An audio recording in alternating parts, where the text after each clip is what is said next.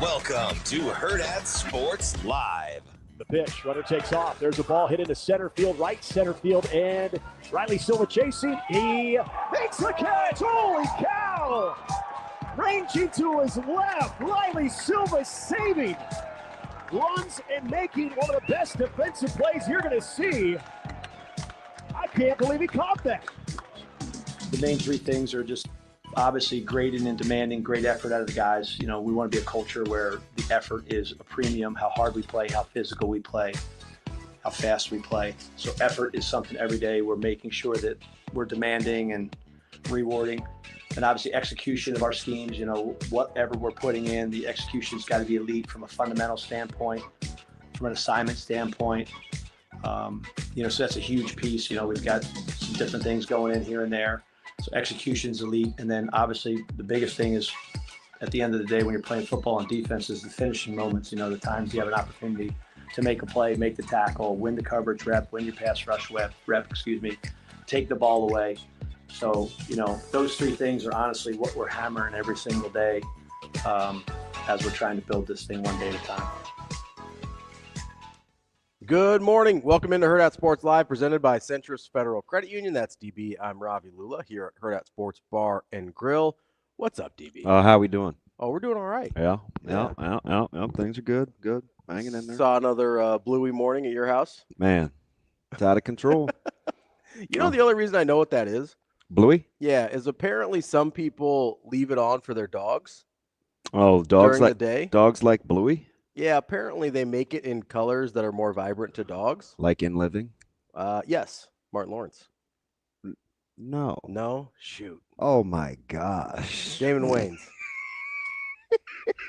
Yes, that was a Wayans Brothers production. Which one was Martin? This dude said Martin Lawrence. Which one was He had the Martin Lawrence show Okay. at about the same time. Oh my gosh. You are not listening to Pat the producer. I'm over it. No. He was kind of making fun of people that think it's cool to have not seen stuff that everybody else has seen. Oh, I don't think it's cool. It was just kind of funny. That made me think of you. There's a lot you haven't seen. Yeah. I got some blind spots. Well, he said Martin Lawrence. No, different black guys. Well, You had kind of a laundry list you could have gone through. I missed a couple there. And no, We're gonna look up In Living Color real quick. He could have been on there at one point, you know, like a guest or something. He was not. He was at that time. He was busy doing Def Jam and his own show. So the first guy that pops up is Jim Carrey. Jim Carrey was Fire Marshal Bill. Yes, he was. So it's like a lot of the Wayans were in there.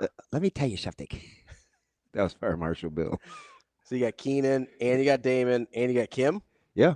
That's And you have Marlon, like J-Lo. and Sean. Oh yeah. That's all the Wayneses. Who? All the Wayneses. Wayans. All the Wayneses. Like wrestling, you got to weigh in. All right, we've established that there was a couple of lines done this morning already. Fresh out of the house. I know David Allen Greer. Do you? I mean, I know who he is. He played in a movie with Martin Lawrence. I don't Would know. you like to take a stab at what that movie was? The Black Knight. There's black people in it. That's the name of a movie he did. Boomerang. Oh, okay. I've never heard of that movie. Yeah. So David Allen Greer, one of the few people I think looks worse with a beard. Let me see. Oh, that's a tough look. Yeah, that's not a great beard. Maybe he needs to like keep it a little tighter. Yeah. But in that movie, he did not get the girl. Eddie got the girl. he's trying to do like the Lovey Smith. You've look. never seen Boomerang? No, I've never heard of Boomerang. I feel like you should have been on I'm Over It this morning. Well, I'm not like proud of my ignorance, but I wear it like a badge of honor. I'm aware. You make fun. See, I was just telling this to Daniel this morning. Yeah. I'm not near as dumb as I come off sometimes. My problem is, maybe I am. I process out loud, so you can hear my thoughts as I'm working through it, and so you're able to critique. Well, wow. How do you get there? Well, it's kind of funny sometimes. I don't really think so. I'm gonna do a much better job of thinking in my head. I like it when the wheels are turning, and because it's all in my head. Tim McGraw and Nelly. Ooh, you got that black guy right. Yeah. I can't even talk there because I would be more apt to ruin a country singer. I'm little better with music than I am with movies. Yeah. Well, Also you were of zero help between Whitney and In Vogue yesterday. Well, yeah, that's not really my era. Yeah. Over and Over came out in like 03, 04. Like that's my sweet spot. Oh, was it? Was it that late? Yeah. Long ago? I'm pretty sure. Oh, that's interesting. Yeah, that's like in my wheelhouse. But like belt high fastballs? yeah, I liked it a little low. Like the ones Creighton was hitting? Wow. Yeah. That's not funny. So we're not laughing at anybody right now. No, we're commiserating. Although I'm bless his heart, I was texting Nolan's dad during the game, which I have to kind of get the go ahead because he and I will do that sometimes, Sailors. And as a parent, like I don't know how I would be. He's clearly a lot more cool than I am. So I'm going to be honest. I would imagine not great. But he hit me with an LFG, so I knew I was cool to the door was open. I was cool to expound. For sure. If they text first, the door's open. And I told him, it's like ominous. Let's use a different word. Let's go with foreboding. Okay. One of those 4 words. I know you typically think skin. Sorry about that. This is really talking to Shane. Out of the two of us. I get the group text in the live show confused. Strike that from the record. Anyway, sorry about that. Thank you. You're really on a circumcision kick lately. No, I put. See, that's another one of those things where it was an out loud thing where we've moved on from that. My bad. But have you noticed though? You don't grocery shop, so this isn't an experience I actually for went you. grocery shopping the other day. Okay. Have you noticed, like, what do you think they do with all the twist ties? And why are there never any readily available? You pull a bag and you almost inevitably have to tie that thing in a knot. Like, where are all the goddamn twist ties? I don't know. I used to love twist ties when I was a kid. Me too. I'd strip them down and just use like a little wire. Yeah, and I would like poke grasshoppers. Oh, okay. It's former life again. Probably should not have said the that. Serial killer thing starts to make a little bit more sense. It never morphed into anything bigger than bugs. That's good. Yeah. It's a good place to stop. Yeah. Although I did buddy whack at a bird, as you know. Yeah. But I didn't want to do that. I'll say, I could tell you were torn about it. Yeah. You'd like to play-by-play. I did. Hey, don't make me do this. Hey, it doesn't gotta be like this. No, people, if that ever went, like people would think this dude is literally talking to a bird in his garage. I mean, you were. Well, I was having my Dumb and Dumber moment. Here, birdie. Nice birdie. Our birds' heads are falling off. I forgot what I was going to say. Anyway. You're not going to know. You were not going to know. And I said, I'm like, Wordley hasn't really been stretched out. He can't go more than another inning. Yeah. Or I said I wouldn't. Yeah. Run him out there more than another inning from where he was. And he got through the next one fine. And I was like, okay. And then he kind of got in the jam, and I did not want him to see Nolan again because of the familiarity between the two. Mm-hmm. Just, all the top players in the state have played with or against each other forever. I'm like, he knows too much. Nolan's been impossible to get out. And he made him pay the price. Yeah. But I am encouraged. I do think Nebraska offensively is starting to figure it out. Yeah. Yeah, they just didn't pitch it well enough yesterday. No, they really didn't. They didn't, and they let Kuz off the hook a couple times. He had no control. He had no command over his fastball, and they let him off the hook. Yeah, and it's such a funny. Like baseball is a very, very cruel sport because it's a game. I tell this to anybody. It's just a game about managing failures. Yeah, right. Yeah, and Nebraska is in the inning where it inevitably got away from them. Mm-hmm. You have the pass ball on a strikeout. You go first and third. You get the strikeout. You don't have to probably move the infield in. Mm-hmm. You move the infield in, and inevitably you give up a hit, in which Kale probably makes that play if he's at normal depth. There's that. You know what's kind of funny about that? Then there was Frost foul ball. Yeah. By what I tell you, was that 4 feet maybe? Yeah, I think so. Changes the trajectory of that scoring sequence because then you get the strikeout right after that. Yeah, you don't get a productive out, and it's all she wrote. Yeah, like it's just it's a funny game, and You have to be opportunistic. So the funny thing about baseball in general, but We're talking baseball. is I think when people think about managing failure, Mhm. I think a lot of times they don't necessarily understand what that means in the sense of like sometimes in baseball, managing failure is just not doing anything. Yeah. Or allowing something to spiral. Right. But I mean, what I mean by that, sometimes the reason things spiral is because you're like, oh, that didn't go my way. So like pass ball, third strike. Yeah. And then you go, okay, I'm going to bring the infield in now to try and Yeah, you had to cut off. You make a late, play. 7th or 8th inning. You don't want to cut. Yeah. Instead of just being like, hey, we struck him out. Obviously, that didn't go our way, but we did the right things. We don't need to change anything here. Yeah. Although with that tactically, I probably got to cut him off. I don't have a problem. You know what I mean? Necessarily, but like it's just an example to me of like sometimes Because I think at that point you're down to what, 8 outs? Yeah. Or what's 3 times 2? 6 outs? 6 outs. Yeah. Oh my Lord. That was one of those 4, 6, 8, 12. I don't need you to point that out every time out now. I'm going to practice silence in my head. Okay. Although sometimes with math, I like to count. No, I get it. Is that okay? Do it out loud. Yeah, you can do whatever you want. Yeah, like trivia. You've seen me do it, right? Yeah. In 1964, it was this guy. Yeah, you'll kind of like you'll like start low and then end up high and then kind of find your way in the middle. That's what I got to do. I get it. But no, I do think there's. And you don't allow me to doodle, which is what I ultimately like to do. I'm not stopping you. Have you noticed I have not been doing that? I know. I don't know why. I didn't stop you. I felt like I was being distracting because a lot of times I would do stuff and I would, whatever I would be doing. And sometimes I think you'd think I was giving you a message. Because sometimes you would. Yeah. Right. Yeah. So then I was like, I ain't trying to trip him out. I was just looking out. I appreciate that. You know what would be looking out? What's that? If you turn the goddamn place off of 74, what is it? A towering inferno in here? We'll check it. We'll check the temp and we'll break. You know, in here, this was 68 and hold steady. That's where it was yesterday. I put it at 68 yesterday. So if it got changed, hold steady. If it got changed, it's feeling very 70s-ish. Like Disco Inferno? Sure. I thought you were going to go TV show, like but I never saw that show. What, that 70s show? Yeah. I watched it a little bit when I was a kid. It was okay. Any minorities on there? There is a Hispanic gentleman. And then I think in the late nowadays that counts. I think in the late seasons they brought in a African American lady. Did they? Yeah. Women always go first. Say broke the mold in Friends too. What? Was that Gabrielle Union? Oh Lord. Uh-oh. Didn't she have a cameo in there?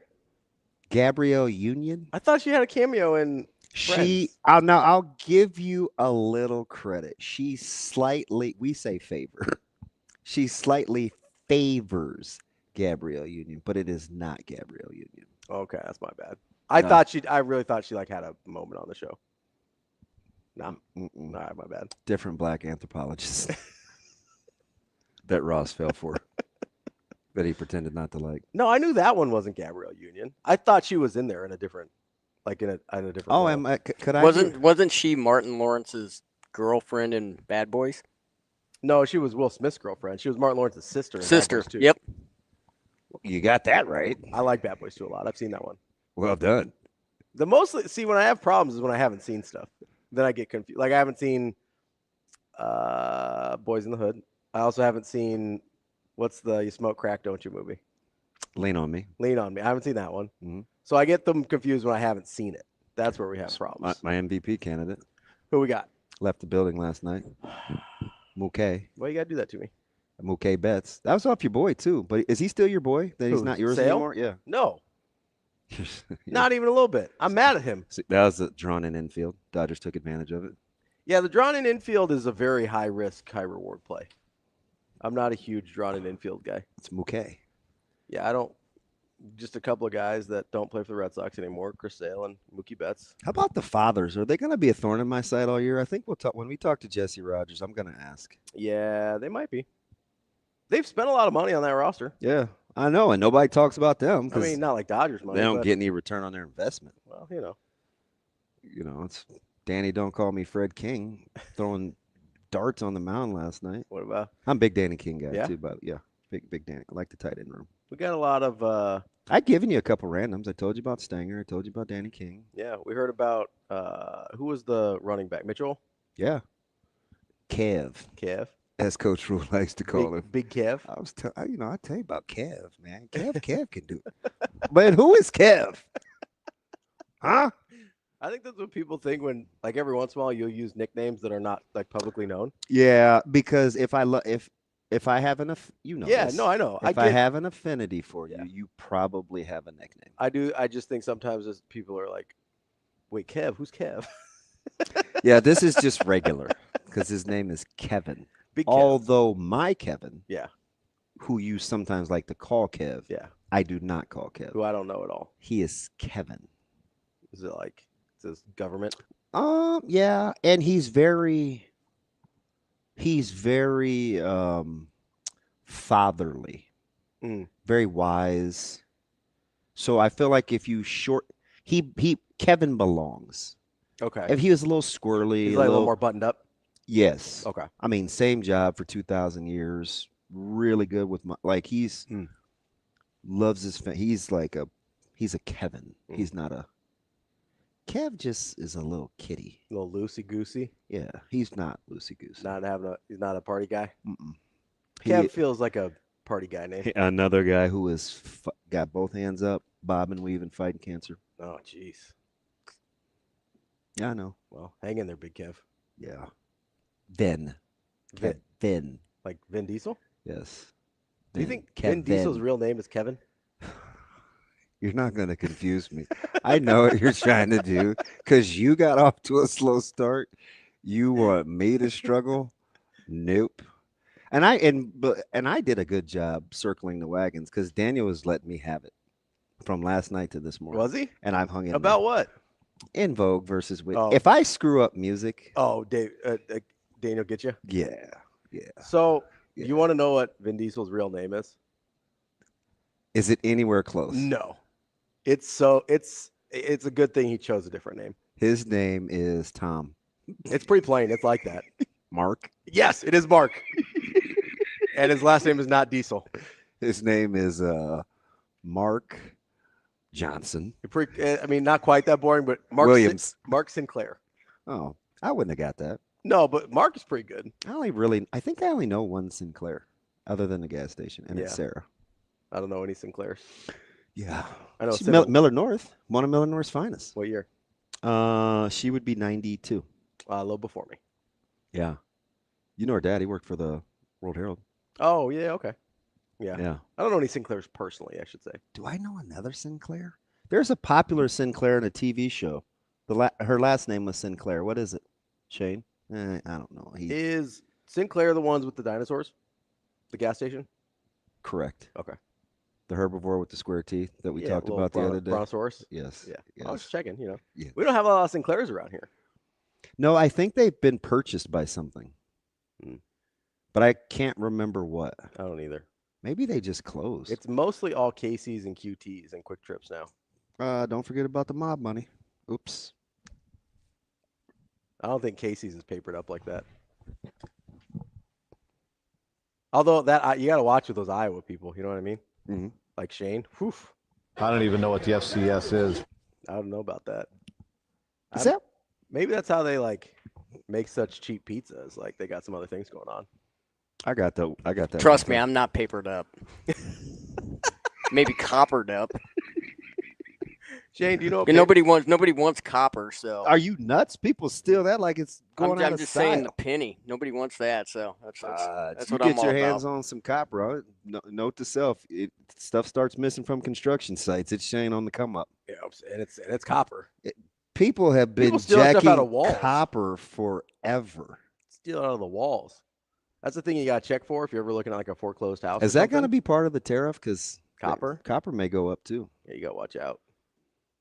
Well, it's not funny because I have to get a new car. I hope it doesn't hit that quick. I don't think is there a lot of copper in cars? I'm talking about tariffs. Oh, transition. Transition. Put the needle on the record. Do you know this started because of baseball? Yeah. I think so. Yeah, he had a good day. Yeah, he did. And I don't appreciate which one of you was that brought up him being pinch hit for and not being able to. That was DeMarinis. Okay. Yeah. I went back. So that's a tough ball to go get. Yeah, it is. I don't know who's catching that's going to make that play. That was a toughie on the wild pitch. Yeah. Now, if it was a pass ball with the official scoring, I would have been more inclined to be like, man, listen to it a little bit. Yeah. Although I don't always trust the official scoring on those. Sometimes they get it wrong. Yes. On pass balls versus wild pitches. I will be with Haligso's aunt and dad on Friday. Yeah? Yeah. What are you doing? Oh. Yeah. I mean, it's not the best of circumstances, but yeah. Yeah. So I cheer for him. I cheer for Matt Creighton. I cheer for anybody local. Basically. I was gonna say you were pretty equal opportunity. Yeah, how about Vin Tigers hitting balls on the screws now? He's gonna be good. Yeah. That's I do think for as hurt as Creighton has been, they've stuck. That's gotten a after flipping scrappy, good hitting bunch. Yeah, it's a pretty good lineup. Yeah, it's I don't know if unfortunate's the word, but I was clearly cheering for Nebraska. Yeah. But I'm not bent out of shape because, I mean, I like Creighton baseball too. And I was probably closer. Mm-hmm. This is really weird. I was probably closer to Creighton baseball than I was Nebraska, even though Nebraska actually recruited me. They just were really bad at it. What? Oh, it was horrible. No, it's just funny. It's just they tried. They were just terrible at it.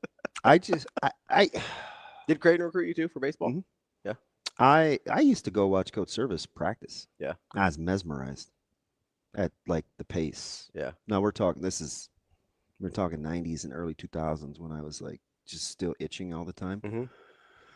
Not because anything was wrong with me from a hygiene standpoint. I just had the baseball itch. Yeah. And I got over. It took me probably my first 2.5. My mom may disagree. She may say longer. Okay. Probably took me 2.5 years to get over not playing baseball in college.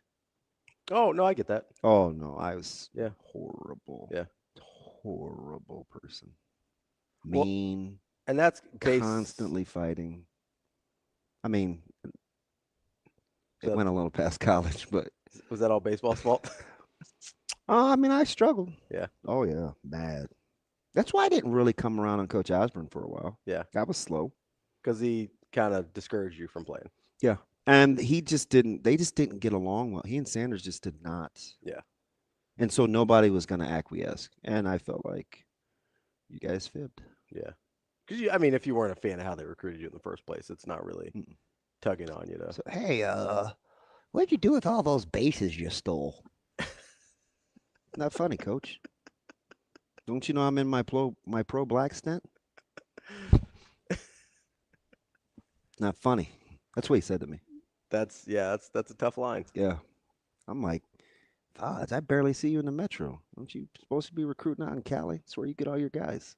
Yeah. Except for his son, who I like. Where's Ken Harvey from? Harvey is from the East Coast, I think. Yeah. Big Harv.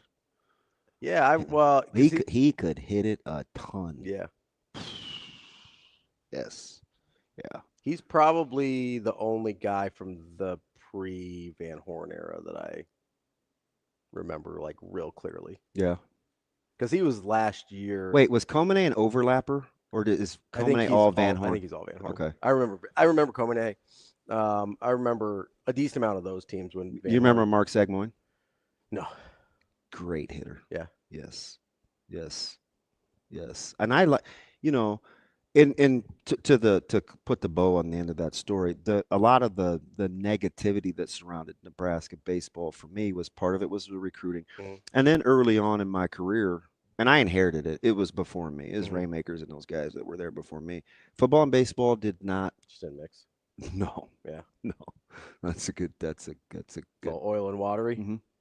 Yeah. I mean, we would, it was just, we'd have to cross Buck Belzer Field, and sometimes we'd jump the fence, and there'd be random mouthpieces, and it just was not a mutually respectable situation. It was not. It's not. It's kind of dicey. Yeah. Yeah. Yeah. I remember when you would walk, because when I was a kid, I remember having to walk by the baseball field to get to Memorial Stadium, and like I think it was for a spring game, and you walk by to where we parked our car. But no, I was a big Shane Comine guy, mostly because I love Comine. by that point in my life, I realized I wasn't going to get any taller, and I was like, well, I could be a 5'9" pitcher just like Shane. He was so tough. He was. I really admired that guy. Yeah, even fought his way to the big leagues eventually. Yeah, just no nonsense. And this is not an insult, but for not having like crazy stuff. Yeah, my man could command Yeah, his stuff on the mound though. he could. And he was, you know how they joke with they talk about Cristo and being in the grease and how he's kind of embraced that role. He was good again yesterday. You talk about competitive stamina. Yeah. How about his ups and downs? That guy's had even the start of this season. Yeah, that guy's had to get through it. But with Comine, he was so clutch. He was a big game pitcher. He's like when you talk about like an ace. Yeah, like that's Shane Comine. Super stopper. So I'm, Nebraska's got to bounce back, and they got Omaha waiting, and I assume they'll get that in. Yeah, I don't know what the rain's supposed to do like. I think we're done around 2, maybe. Hopefully, it was downpouring just a minute ago. Why don't you ask Mama Lula?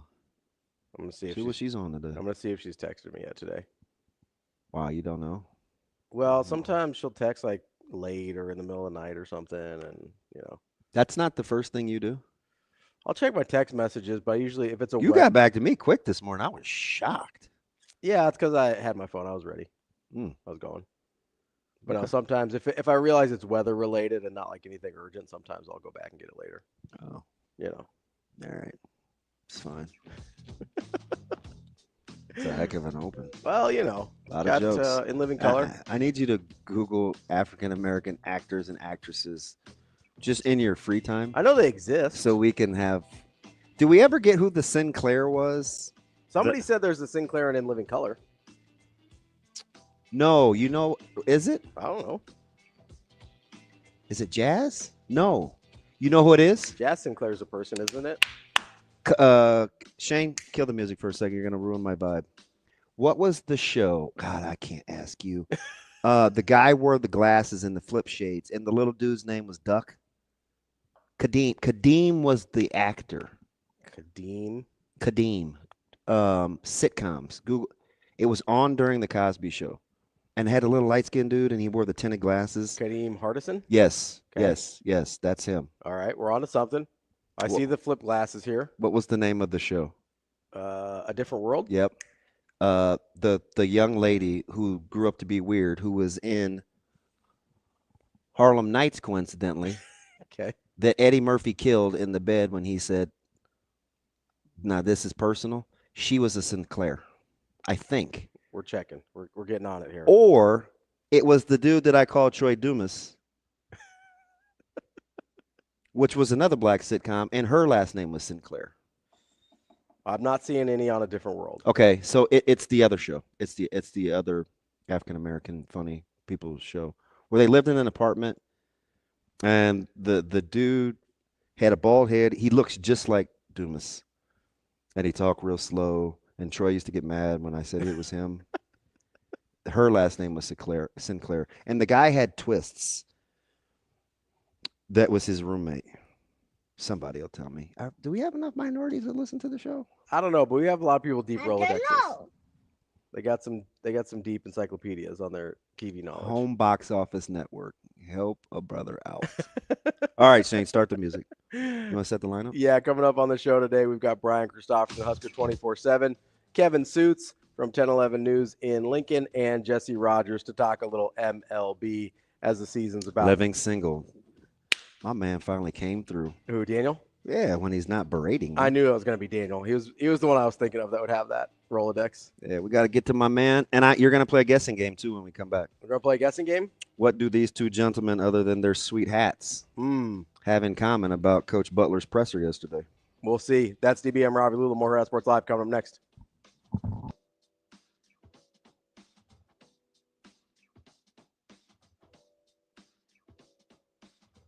What's up, guys? Kenny Bell here at the Hurrdat Sports Bar and Grill. It is round 2 of Menu Madness, and I am personally voting for the Hail Varsity Burger. You can vote how you please, but be sure to come visit us this weekend. Enjoy some great food, some great basketball, and be sure to cast your vote for round 2 of Menu Madness.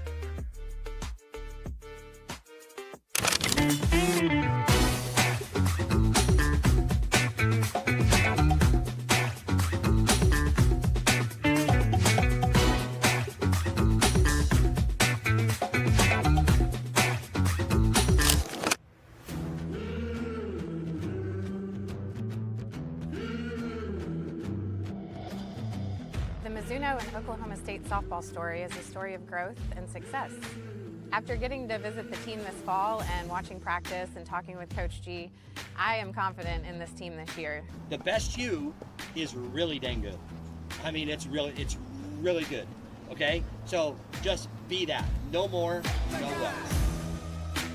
Lightning in my finger, and I'm nice on my feet.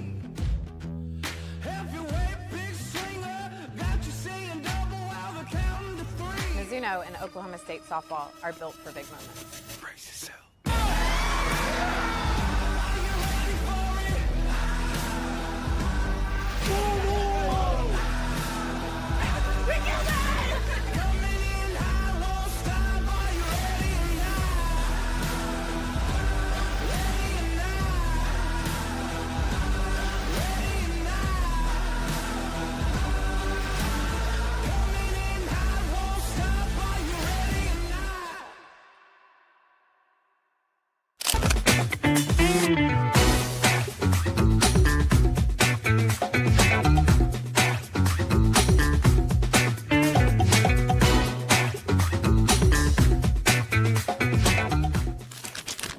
Aspirations can drive us.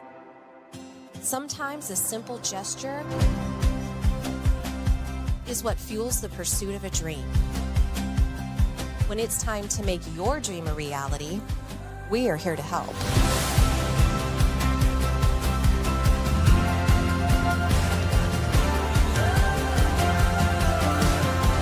Centris Federal Credit Union. We are where you are.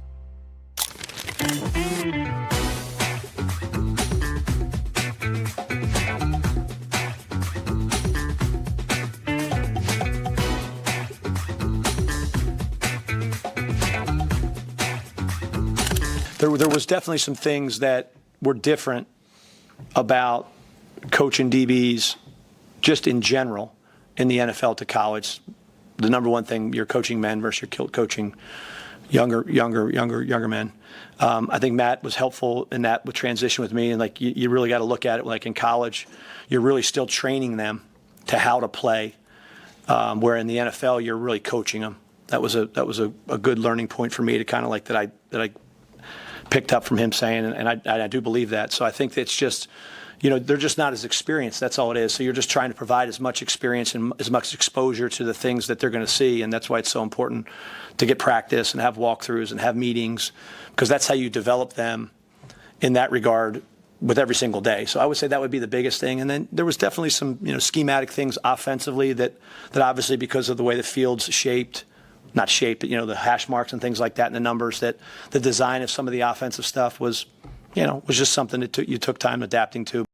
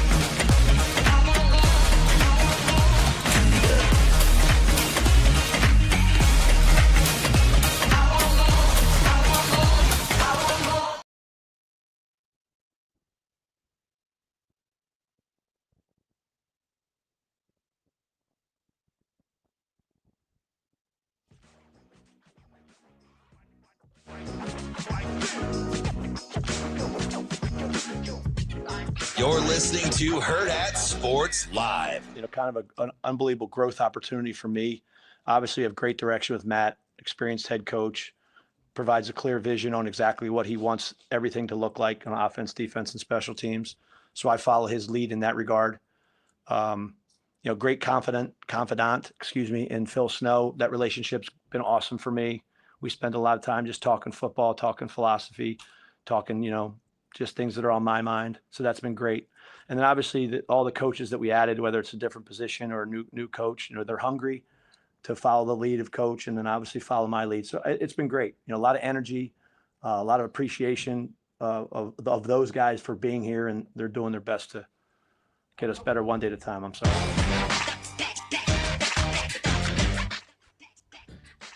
Welcome back, Hurrdat Sports Live. That's DBM Ravi Lulla here at Hurrdat Sports Bar and Grill, reminding you, make sure you've got that seatbelt fastened and buckled as you head to work this morning. Seatbelts save lives and prevent injuries, but only when worn properly. Make it click. This message from the NDOT Highway Safety Office. DB. I owe you an apology. Oh, for what? I'm sorry. What happened? She did make a cameo. Oh, Gabrielle Union? And I did, in my defense, I backed off because you gave me a couple of key indicators. Yes, I did say cameo. You said cameo, and so it kind of stopped me in my tracks. And then you acknowledged that it was not What's Her Buckets that was in Criminal Minds. The paleontology lady. Or what? The scientist that. Yeah, whatever. I don't know. I think they're both paleontologists. The bone people. Yeah. No, fossils. I'm sorry. It's a different thing. Well, I mean, if you squint. Well, I mean, they're in the same neighborhood. Yeah. No further apart than Martin Lawrence and anybody else is a black comedian. Jim Carrey. Let me tell you something. Different show. No, I will say I do think the paleontology lady is the only recurring black character in that show. Yeah. I'm almost positive. It's all good. That's all right. It's a different time. Amazing, Daniel. I don't know if this is a thing, but he said Friends was a straight ripoff of Living Single. I don't know. I haven't seen Living Single. Yeah. You know how my taste has changed dramatically. Yeah. I used to really, really like Sinclair. Yeah. Kim Coles? Yeah. Yeah. Did not age well. Your taste or? Wow. I was just trying to keep Kim Coles from catching a stray here. Oh, so give it to your boy. Yeah. That's cool. It's not a stray when you're holding the gun, bud. All right. Got to be able to take as good as I give, I see. No fun when the rabbit's got the gun, huh? Would you like to take – go ahead. So you were going to ask me what your boys have in would common. you like to take a stab at what these two gentlemen have in common? Other than the hats. Besides the sweet hats, which the Bills one's okay. I'm not a camo guy. I'm not either. But I do this is dumb. Do you want to hear the sidebar? It's always a sidebar. Yeah. I would like to hunt. Mm-hmm. It interests me. I like killing. Oh, jeez.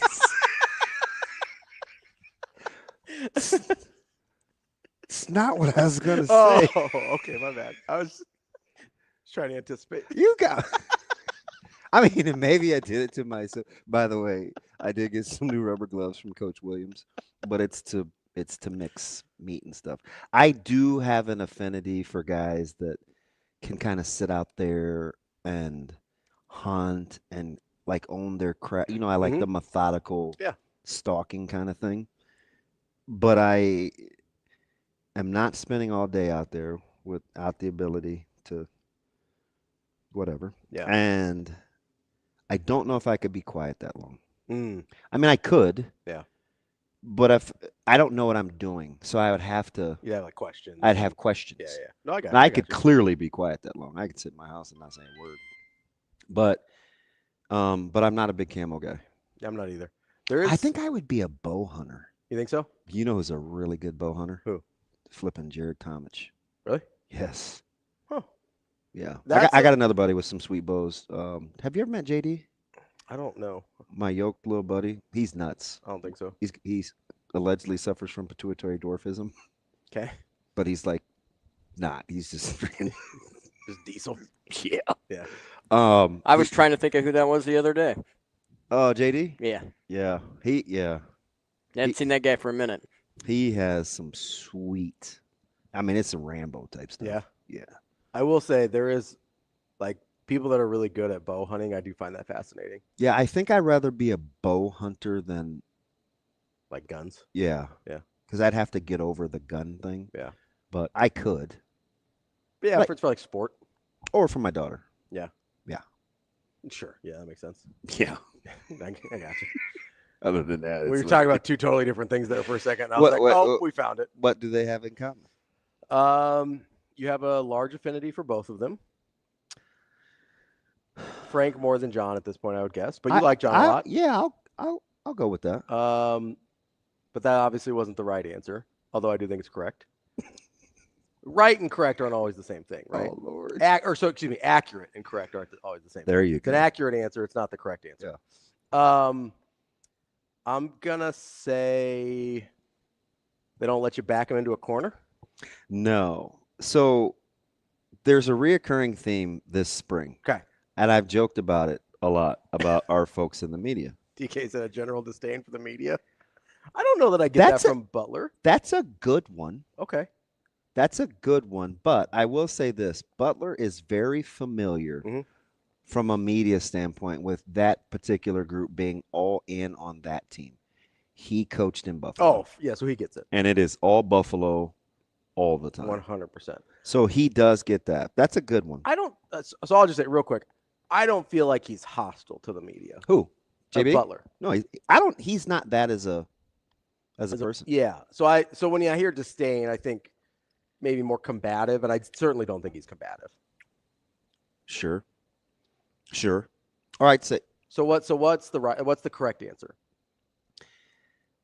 Both of these guys make a living not enjoying or will ever go out of their way to give individual praise to a particular player. How many different ways did we try to get Coach Butler and this staff to talk about individual players? Yeah. Just not going to do it. And I think I'm tickled every week that we try. Well, listen. But I think it's going to be a thing. So this is kind of the thing, and not to bring this all the way back from last week or whenever we were talking about this, but this is kind of a thing I appreciate. Is because you just heard me say, I don't think he was combative. I don't think he was anything with the media, right? Respectful, tried to give answers to questions without saying anything he didn't want to say. The media, on the other hand, I think they're asking questions that people want to know. 100%. They want to know about specific players, right? No, I agree. So I think he has done and the staff in general, but he was doing a very good job of what I was asking Rick Pitino to do. Understand you better knock it off. What the question was being asked and why it's being asked, but then just say, hey, okay, either I'm just not going to answer that, or if it's in the heat of the moment, you don't have an answer you're ready to give, or do like Butler does and answer the question you wanted to be asked instead of the one you were asked. Yeah, there's some it's not important. There were some people that asked questions that I would give cheat codes to. Mm-hmm. And if I really wanted to know about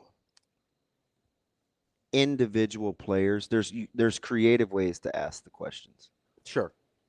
Where I guess about position groups or differentiating between like 1s and 2s or 1A, 2A, or what such and such have to do to. Yeah.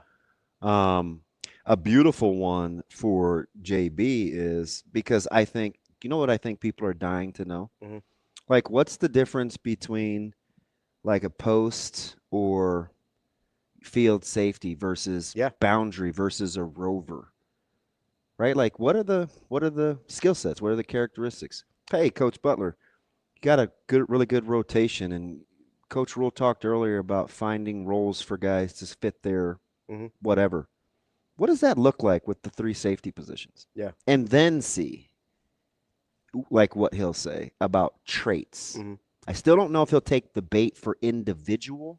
Probably not, but you get closer. But it does seem like there's this unified message to not get into specifics. That's why when Coach Rule, and it had to be intentional, I just don't know why. I don't know why he went through the running backs like that. Yeah, that was weird because I was just going to bring up if you're not going to talk about players and then you talk about players. And it's the only time he's really done that. And I know it had to be intentional. It feels intentional. Yeah. Right.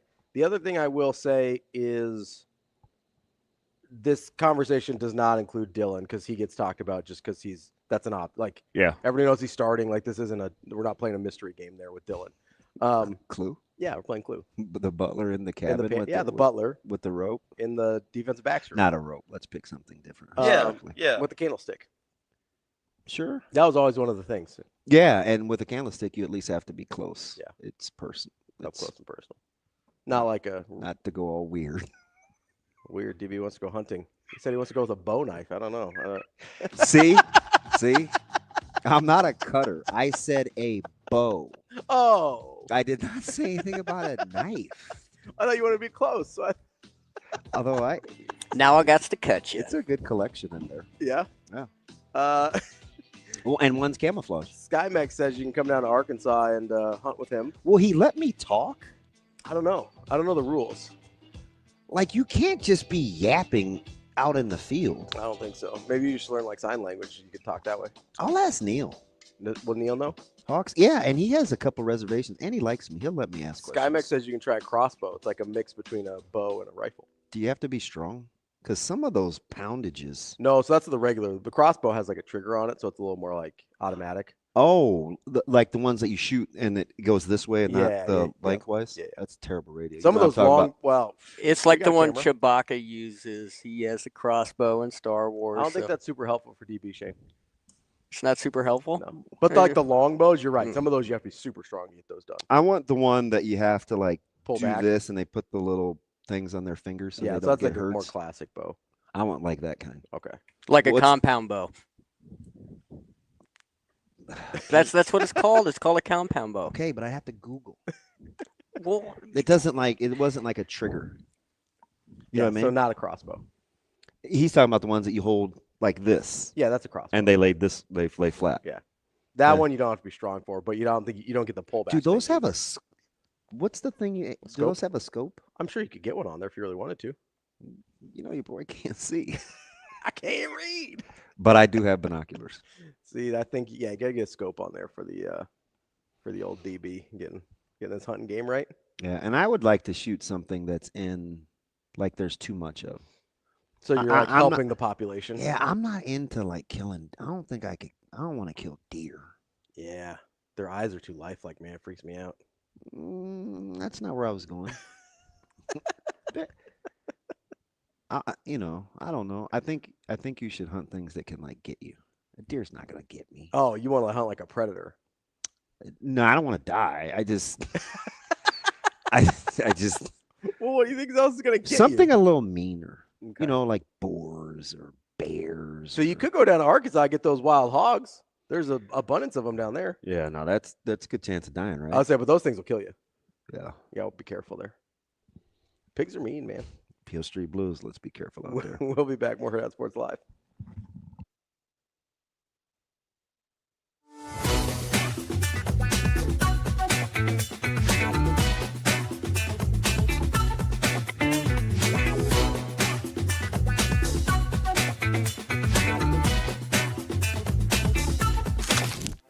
Aspirations can drive us. Sometimes a simple gesture is what fuels the pursuit of a dream.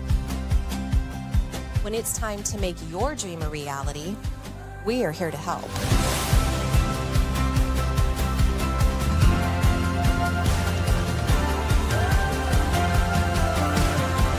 Centris Federal Credit Union. We are where you are.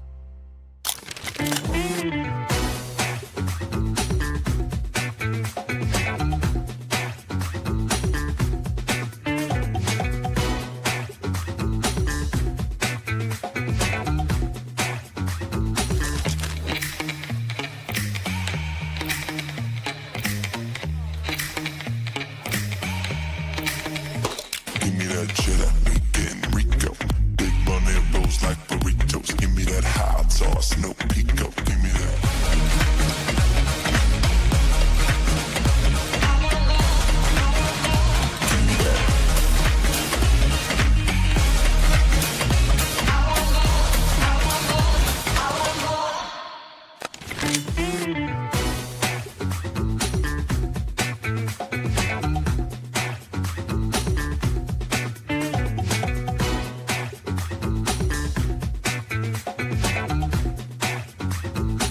The main three things are just obviously grading and demanding great effort out of the guys. We want to be a culture where the effort is a premium, how hard we play, how physical we play, how fast we play. So effort is something every day we're making sure that we're demanding and rewarding.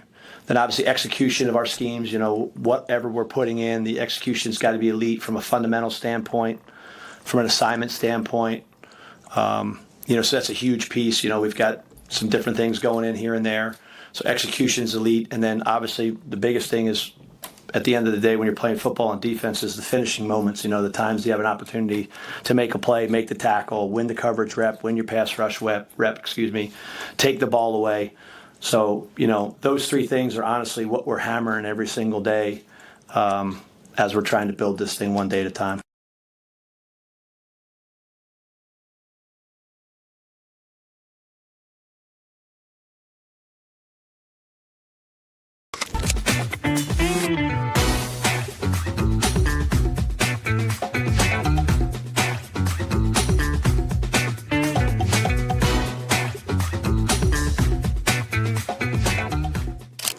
Kenny Bell here at the Hurrdat Sports Bar and Grill. It is round 2 of Menu Madness, and I am personally voting for the Hail Varsity Burger. You can vote how you please, but be sure to come visit us this weekend. Enjoy some great food, some great basketball, and be sure to cast your vote for round 2 of Menu Madness. Crosstown rival win for you, Katherine Johnson. Can you just talk about how you started the game off so well with your 2-run home run and why that was so crucial to set the tone? Honestly, I just went up there and knew that I needed to swing the bat hard, and I really just wanted to start the team off right, and it just happened to go over, and I was really excited and just got to keep swinging. Can you talk about Medea and how she ended that game for you guys and how important that was? Oh, that's so important. She pitched amazing in the beginning, and then Lexi came in and did amazing, and her coming out and finishing it was awesome. 15 local kids between Creighton and Omaha. How special is that to see the talent that comes from this state? It's really special because there's a lot of girls on the Creighton that I grew up playing with, playing against, and it was just awesome to see everyone again. Into the depths of conference play now, what's the most important thing for this team to continue doing? I think the most important thing is just keep stringing hits together and keep hitting the ball together harder and, just scoring runs. And our pitching's doing amazing, and if we have their backs, we're going to keep winning.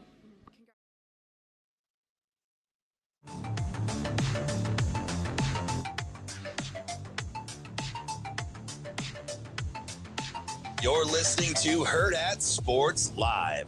You've got to affect the quarterback. I mean, he's the guy that has the ball, and he's the one who's making the decisions. And maybe here at the college level, you got to affect the quarterback and the play caller, but you got to make it as hard as possible on the quarterback as you can. Affect him with what you're doing coverage-wise, affect him with what you're doing rush-wise, and be multiple enough that you're not predictable, but simple enough that you're not going to screw it up.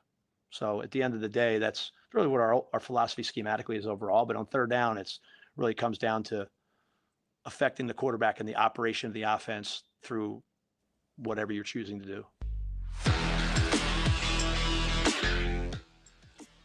Welcome back, Hurrdat Sports Live. That's DB. I'm Ravi Lulla here at Hurrdat Sports Bar and Grill, reminding you to get ready for Omaha's premier corporate golf showdown, the Championship Omaha, presented by Sunburst Communications. It's June 12th at Quarry Oaks Golf Club in Ashland. If you're interested in premium hospitality, elite networking, and an unforgettable experience, don't miss out. 402-333-7620 for more details. What's up, DB? I mean, the stream is... Oh, yeah, they're out of control. Somebody's apparently... I'm trying to focus on sports. Somebody's apparently eating bears out here. That's what's driving me crazy. And that's my guy. Yeah. I may look at JB differently now. A little sideways now? Yeah, we talk a lot. That's never come up. Who's eating bear? I don't know, man.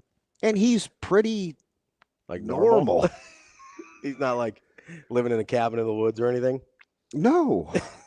No, he's a Millard West guy. Well, those Millard West. Not that I'm Millard West guy's a little weird. Generalizing, but he's fairly regular. So what school would it have made sense for him to have gone to eat bear? I think you'd have to change area codes. Platteview. No. I know it's not a different area code, but like further west. The closest to Omaha school that you think you'd be like, oh yeah, I bet he's eating a bear.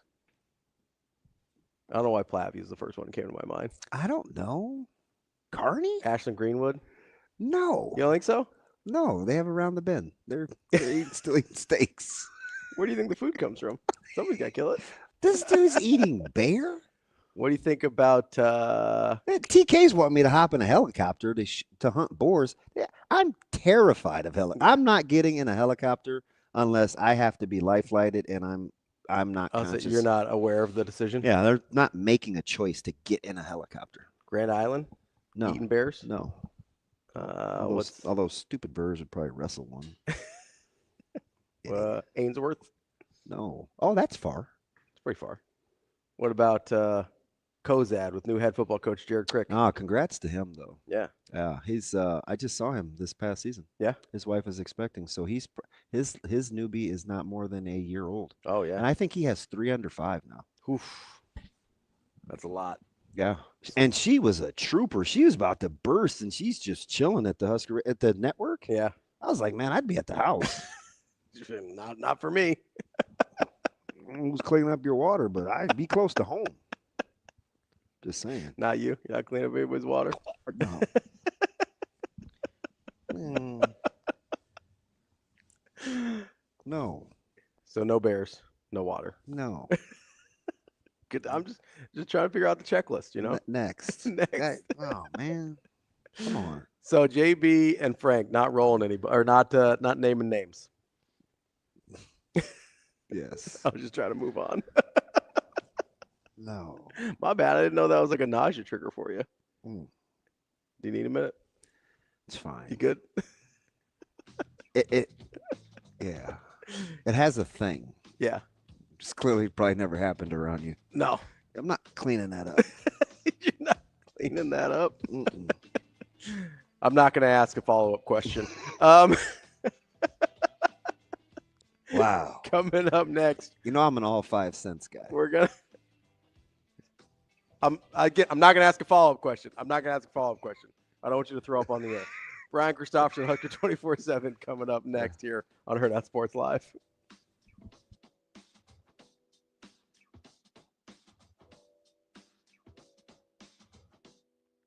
We will be back.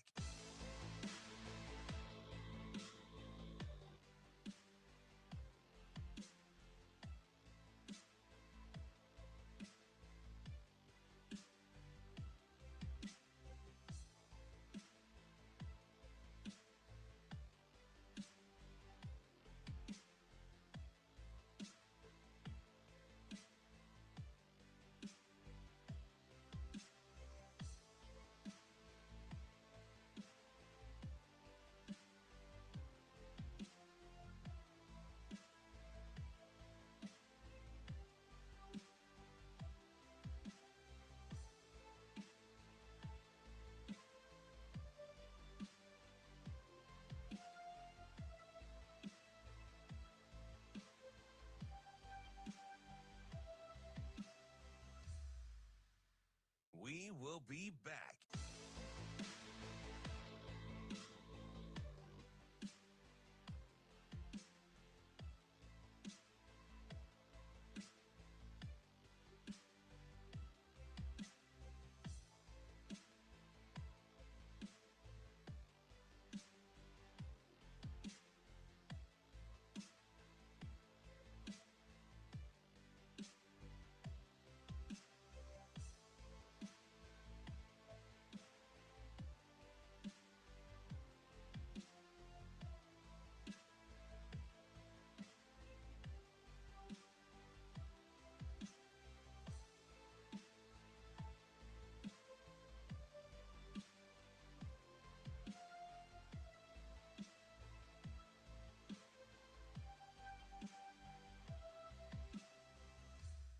We will be back.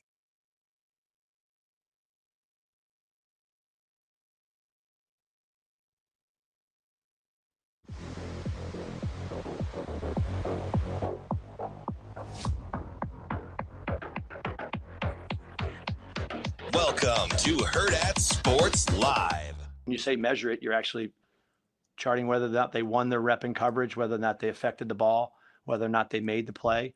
and then it's sent to them so they see it and they understand that we are measuring it, and then we're rewarding it, because the more plays you make, the more you make your way up the depth chart. So.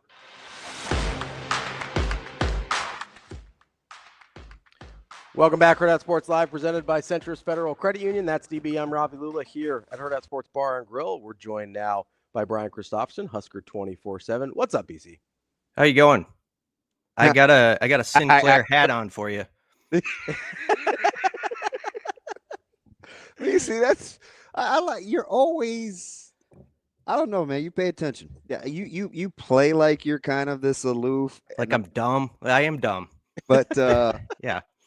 There's two of you that I think have mastered it to really commandeer yourself to the public. It's you and Sipple. I know you worked with him for quite some time. You guys have you're so disarming. People will tell you guys anything, and it's because you act like you don't know any better. It's a heck of a skill, man. I love it. That's just me acting naturally, and I'm kind of slow-witted, and I don't know if it works or not, but yeah, I heard you guys talking about Sinclair. I don't know which character that was. I remember the Sinclairs there was like a show called Dinosaurs. Do you remember that, like in the 90s or something? Like a weird claymation show or whatever? Yeah, I think so. Yeah, they were like a family of dinosaurs, and I didn't watch it. I don't want to, but I was all in on DuckTales back in the day as a kid, but not dinosaurs. Sinclair James was her name. Okay. Yeah, I didn't know that one. But apparently, I'm learning a ton about TV shows. I did not know that Friends was ripped off Living Single. Did you watch Living Single, BC? No, I didn't really watch Friends either. Oh, good man. I didn't either. Although I would peek in from time to time. But very important question here, BC, before we get to anything as frivolous as football. Have you ever eaten bear? No. BC, have you ever been hunting? No, I like fishing. I can go that far. I would struggle with hunting. I have family that hunts, so I'm all, whatever, but it would be too tough for me. Have you ever shot at anything? No, not just a target. My grandpa bought me a slingshot when I was a kid, and I never got good at it, but no, just fishing. We go fishing in Minnesota. That's all I do. Who cleans the fish? You? Yeah, I can do that. I'm up for that challenge. If we caught some fish, I could get it done for us. So, like, if we were lost somewhere, we went to go watch a practice and a couple states away studying a team, and we got lost. Like, we'd be okay in the wild with you? Yeah, I think so. We could hash out the 2 deep for that team, and I could clean some fish while you're talking through it, giving some insights. I think that would work. Hey, so I've got these. I always like to put some heads up here, BC. And this morning I used these 2 guys because they're going to become famous, I think, over time for not specifically wanting to talk about individual players. Like that's kind of my thing. I think Coach Butler is going to talk about his unit kind of as a unit until game actually unfold. And Coach Solich was notorious for that. How do you like so far in the brief times that we've gotten a chance to hear from Coach Butler? You're one of the guys that's notorious for being, not notorious, that is famously known for being a good question asker. Do you have a feel for where you think he likes to go and where he's comfortable going in that setting? I think he will really expound on an answer, and we didn't ask enough about it yesterday, about just the generalities of the joy of coaching football and like building up players and developing players. Like you heard it sort of in his last answer when he was asked about, that magic moment as a coach when you take a guy, maybe he's a younger player, he's a guy who wasn't quite there a season ago, and you see it start to, the light starts to come on for him and what that's like. And then, he got into an explanation of a player they drafted in the 6th round who just signed a huge deal in the NFL. I think stuff like that could bring out deeper answers from him. I just think right now there's sort of a mission, and I understand it, to not let everybody lay out the 2 deep publicly, and nor is it easy to do just 5 practices into the spring, but even to get started on that trail of doing so. Everybody wants to do it. Like even in the capsules people write before spring ball starts, there's usually a line like who's maybe the front line, who can compete for it. And I just think they don't want to go there. There's probably a variety of reasons. One, for just it's something a lot of coaches do, and two, with the portal opening up, in a couple of weeks, it's something you think about too, about putting guys' names out there too much. So I get what's happening. I didn't even think of that. BC, so yeah, I'm curious here. How much do you think is legitimately trying to shield guys from the portal, and how much is like maybe they just don't? Maybe they've seen us as the media run with things too often that like, hey, let's dial it back here and not, because I don't know. I feel I have a hard time buying that if somebody doesn't know about a kid already, that talking about him in a press conference is going to be the thing that attracts another school. Yeah. But I don't know. I don't have a good answer. No, I'm with you, Ravi. I think of the 2 points I made, I think it's the one you're talking about that's the biggest deal. It's just like we don't need to roll through this and have the hype machine go full speed on certain guys. And they've got a bunch of newer guys where that can happen. Like if a couple questions get asked, I'm just using this as an example about like Williams Unari, and you say a couple nice comments, just to get through the answer, that can feed a couple weeks of stories in this state and talk, so it's examples like that I think of, like a Dasan McCullough. They've been asked multiple times about him, and the answers have been kept, pretty short and to the point. I don't take that as a bad sign for McCullough or anything. I think it's just like, let's not feed the beast maybe going on. And I understand that. Of course, we're on the other side of it. So you like when the answers go a little longer on certain guys. And there are individual stories like I'm really interested in where I do think coaches will bite. Like I asked about Elijah Judy yesterday just because he was coming up to the microphone and I knew he was going to be one of the guys. So you're writing a story about him. And I think Elijah's got like an interesting background and like how he's developed as a person and a player in his time at Nebraska. So I think there's some stuff like that hopefully comes out throughout the off season where maybe if it isn't laying out the too deep, it's at least sort of getting insights on certain guys' personalities that are new to the roster, and maybe coaches will expound a little more on that as we get further into it. BC, you're in a similar vein, so I think you'll have good recall. Since the changing of defensive coordinators, Coach Rule has been fairly specific about wanting a guy with answers and can be multiple and a problem solver and being able to evolve as a defense. When you look at kind of the transition so far from T. White to Coach Butler, are you starting to get a feel, given a couple of the answers yesterday, on looks, guys, kind of how multiple you think Nebraska wants to be? And I say that because I remember Coach Rule was pretty animate when looking for a new coordinator.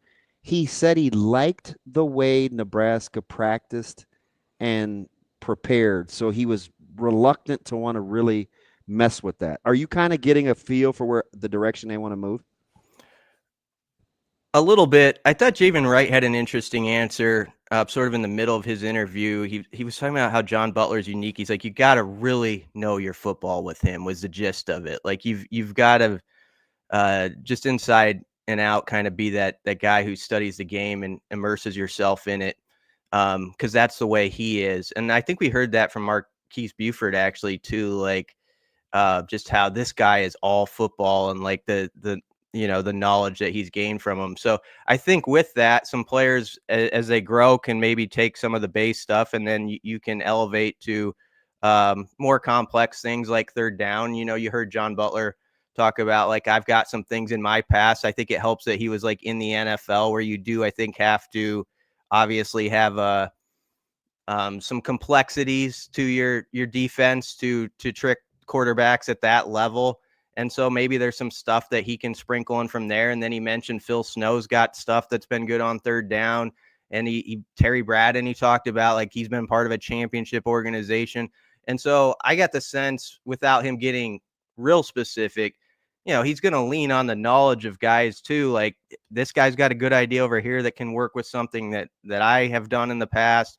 And you kind of mix those things together over time and you can have a nice blend, but we'll see. I obviously if he's not going to name names, he wasn't going to get too detailed about like what they're going to do on third down. But I do think you got the sense like I'm going to have my ears open to what other guys have done in the past too as we put this together. BC, I'm curious how you sort of processed and how you took Butler's comments about Phil Snow and their relationship and sort of his role in what's happening on the defense. I mean, I just thought I guess it was the answer I would expect. It's just like, you've got this guy, he joked that's coached for 100 years, like you'd be a fool not to use that. Like he mentioned when he was with the Texans, Romeo Crennel, got moved to like a senior assistant type position within that operation. And that's a guy who's coached a lot of great football and knows a lot of things. And so I think there's very much a mindset over there with the coaching staff. You hear it from the head coach to the OC to Butler of you're always learning. Like, the players are doing it, but so are we. And there's guys around you that have ideas and coach a certain way that is maybe something I can pick up from too. Like John Butler mentioned, watching Phil Snow, like coaching freshman defensive backs and just how there was something like I can take something from that. And I've coached DBs in the NFL for a decade. So I just think I got from that answer. It's like, have an open mind to guys who have done stuff a long time and have other ideas and also can confirm ideas that I may have. And so that's sort of what I took.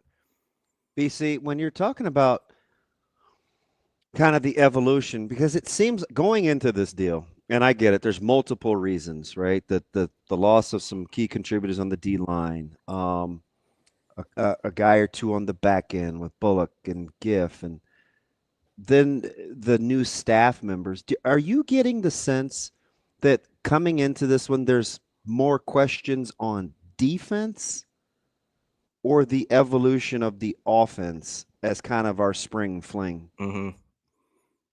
I think on the outside, there's actually more questions on defense for the reasons you lay out, just because, I mean, everybody always goes to that D line and replacing the guys they're replacing, but also just all the different coaches and how that blends together. But it is an interesting question because maybe that's how it looks on paper. Like, that's the side with more question marks because of all the replacements, but it's also been the side that Matt Rule's teams have typically been just really solid at. And he does tend to find a way to have stout units that come together, and he has a tendency to have really good defensive lines and all that sort of stuff. So that is an interesting poll there because I think my answer is defense to your question, but yet I sort of just have a belief in, because of Rule's track record and the coaches he's hired and the success they've had, that they'll end up being pretty good. But being pretty good, I think you can tell from their comments that that's not the goal. They want to be a top unit, and the differentiator to be a top group is be that team that hardly gives up a touchdown in the red zone. If you're that type of unit, you can give up a few yards here and there. You can give up a third down on occasion, but if you bow up inside the 20-yard line, it changes everything. And so I think there's a good reason why that's been emphasized. And also, in our first game, we saw John Butler as DC. They did really well in the red zone too. So, that's an area that and being more complex on third down, I think they feel like if we can be a few percentage points better in that stat, hike it up a little bit in red zone touchdown defense, that's a formula to, winning 2 more games at the end of the year than you did. It's interesting, especially listening to you. I go back to Coach Snow, some of his comments where he talked about so many of the things that he liked from a year ago, but he wanted to improve defensively. And he even got a little bit specific, like with some of the looks where he said, we want to show pressures and maybe mug a little bit, which is kind of this terminology where you Guys are on the line of scrimmage. They're in close proximity. They can get out and bail, or they can get after you. He wants to be aggressive and cause confusion. Coach Butler says, well, you got to affect the quarterback, right? You have to – that's the guy you have to stop. You want to give him different looks. You can tell when you're piecing this thing together. For as young as this staff is and working together, they are definitely on the same page in terms of what the overall game plan is for this defense to continue to improve. Yeah, and you know what? They're talking about stats where it wasn't like they're horrible. It wasn't like they're even middling. Like, I think I hope I'm right on this. I think on third down defense, they were top 30, it felt like. Red zone defense wasn't bad, but it's a coaching staff that I think, they want to be top 10, top 15 in those. And they know that if you want to be an elite team playing in the type of games they want to be playing in November and December, those are two stats that tell everything. There's a lot of talk within this staff about winning time, whether it's on defense and third down and being that group that finishes plays. Like, that was one of the things that stood out about Butler yesterday was the finishing aspect. And that goes to third down, red zone defense. And then, I thought it was interesting. I'm going to write about this today. Dana and Dylan just talking about sort of thinking through the 2-minute offense and Dylan watching back all those games, where they didn't have that final drive. And there's definitely that thought, like, last year the whole thing was about chasing 3, but it's those moments. It's a third down defense. It's that drive with 2.5 minutes left at the horseshoe when you got a chance to have a statement win where execution's just got to be really good and you have to trust and believe you're going to go do it. And so it makes sense that there's such an emphasis on these things, because that's what this team is going to need to change it and have close stop being a bad word around here. BC, you mentioned a minute ago the track record of Rule, and obviously we talked about Phil Snow. He's got an extensive track record. Addison Williams has a less extensive track record, but you've got a lot of guys in that room with these proven track records. Does it surprise you at all, or does it make sense that within that context, we really haven't talked that much about John Butler's lack of a track record in doing the job he's about to be asked to?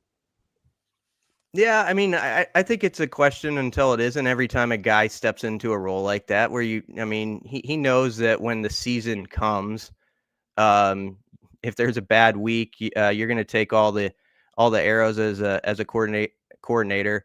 I do think, if John Butler had just been hired as the DC like a year ago before even coaching the secondary at Nebraska, and people just looked at his resume, though, people would have nodded their heads, and we tend to do that around here, but I think they would have been like, I can see it, like, because of he was up for that Bills DC job. Like, he was kind of in the running for it a year before, and obviously they're a really good football team, and he had such good success with his secondary. But I think it's fair, Ravi, to ask, like, okay, this is kind of his first, it's not his first time. I guess he did a little at Penn State, but he hasn't had like a deep DC background. So there's a curiosity there. But that's why I also think it's good that he's got experience where he does, but he has these other guys who have been in those roles. And I think that's where you have the benefit of like someone like Phil Snow. I don't see this as a bad thing at all. It's like a guy who's done it for decades that you can lean on for ideas or confirm ideas. Addison Williams has been in key roles. Terry Braden's been around championship football. Dvorak knows Rule since he was a player, since Dvorak was. So all these guys bring a little different something. And Butler mentioned that at one point the other day. So I think he's a guy who he has his ideas, but he's not too proud to listen to guys. He said that's going to be a no ego operation. BC, I want you to think about kind of some of the personnel that Nebraska has right now, kind of where Coach Butler's been. I'm going to play a clip for you, and I want you to let me know if you think you can see the correlation of how it's coming together. Shane, play clip 9 for me, please. That's a good question. I really never thought about that.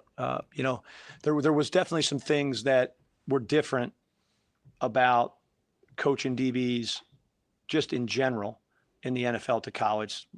the number one thing, you're coaching men versus you're coaching younger men.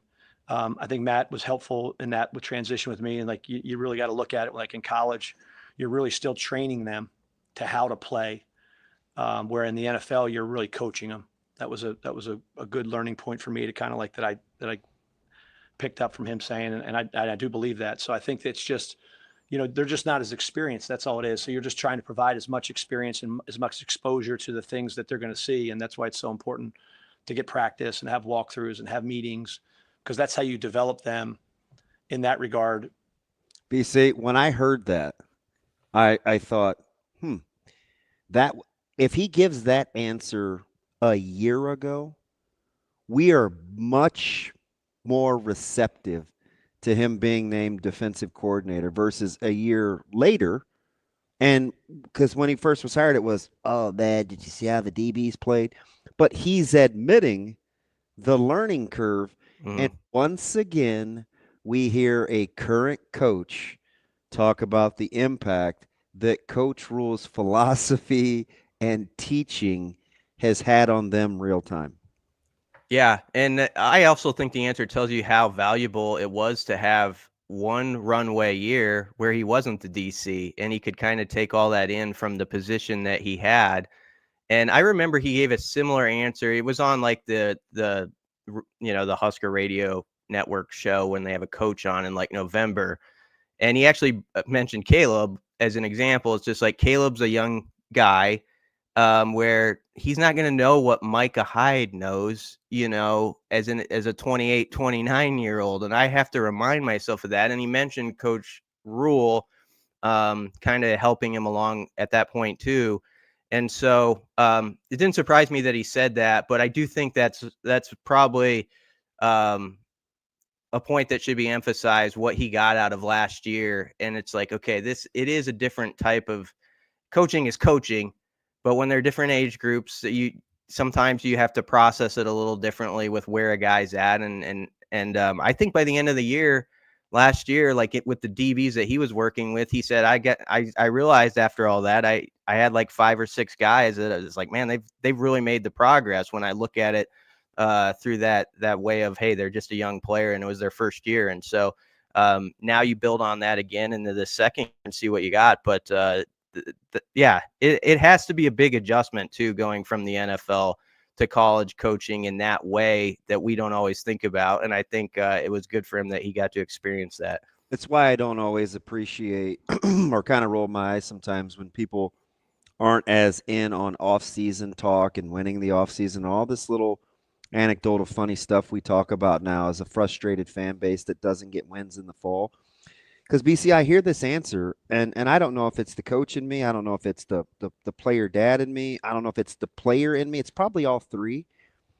When grown men can be vulnerable like that and just open up to the learning process and learning from another peer and the importance of that and give real examples of how it matters, as a player, you can't help but to feel that. You can't help but to see it. And in a team like this that's developing culturally and emotionally, man, I think it's crucial. Like, I don't think you can get to embracing one score tight-knit stuff without that being a part of it.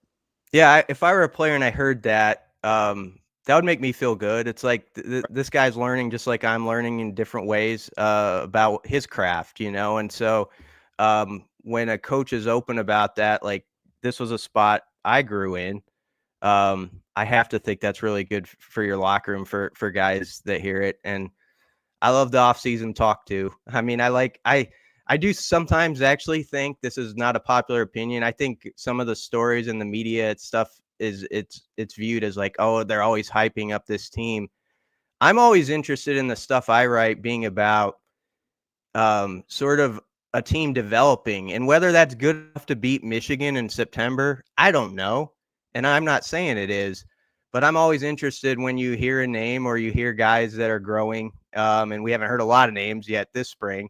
But let's say there's an Amari Sanders or a Caleb Benning who's growing and growing into a role. Like, I love those type of stories, and then we'll see how that stacks up against other teams. So I think people need to take the off-season talk sometimes and see it more as it's more about figuring out, like, who is those 50 to 50 guys who are going to play, who's developing, how are they growing, and then when we get to the fall, we'll see how that translates. So that's me getting on the pulpit there. Listen, I don't know if they do the two-handed ones anymore, but I'm like giving you an air fist pump from far away, because I think it's exactly what this team needs. And you could tell just being around them. And you saw this in one-on-ones. If I had one big takeaway so far, and I heard Coach Rule intimate it, and then I got a chance to pit it against what I saw, when he said, the guys get it. The leadership, they kind of know where to be. They kind of know how to practice. This is kind of more about me with my coaches, to be honest, learning what we want. My one big takeaway so far is their ability to cheer for one another at the same position groups and spur one another on. They're not going to win anything close or anything meaningful until that becomes a way of life, right? It has to be a lifestyle and not just a behavior. Yeah. That's the best point of the whole segment right there. I'm not going to top that. I mean, that's what it's going to be. I mean, you got like the DBs, you have 27, 28 guys. But if you have that competitive nature, but also like wanting to push the guy next to you, like, I want him to be better while I'm getting better, and you're happy when that guy is better, that's everything. So we'll see if they can get that. It sounds like it's building the right way.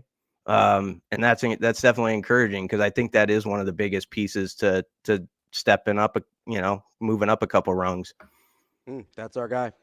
Fantastic, BC. 24/7. We appreciate it, as always, BC. Yeah, thanks for having me, guys. Thanks, buddy. We'll go skin some. You'll go skin some fish. Too deep. Sounds good. Have a time. Football and fish, man. Why not? Hey, let's do it. You like fish? I like fish. Yeah. Your wife like? Well, we can't bring the wife though. Well, why no wives on fishing trips? Just bonding with the boys. All right. And I don't want anybody making fun of me that I'm not really. Well, you're going to be worse, so I got no problem with you getting acclimated to being outside. I'm 100% going to be worse. I at least like being out there. I'm not what they call outdoorsy. I'd like to. Just get me a fancy porta potty. I'm straight. I don't like bugs. I ain't eating bear. I know that. That's DB. I'm Ravi. Lulla. More Hurrdat Sports Live coming up next.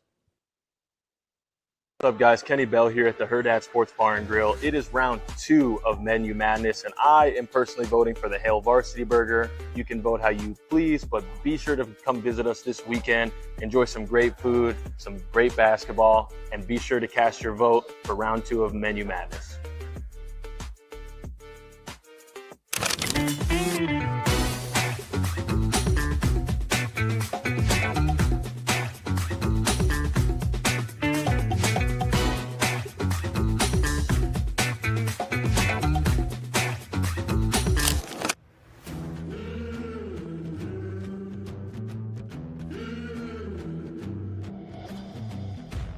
And Oklahoma State softball story is a story of growth and success. After getting to visit the team this fall and watching practice and talking with Coach G, I am confident in this team this year. The best you is really dang good. I mean, it's really good. Okay? So just be that. No more, no less. Lightning in my fingers, and I'm nice on my feet. Heavyweight big swinger, got you saying double while we're counting to 3. Mizuno and Oklahoma State softball are built for big moments. Brace yourself.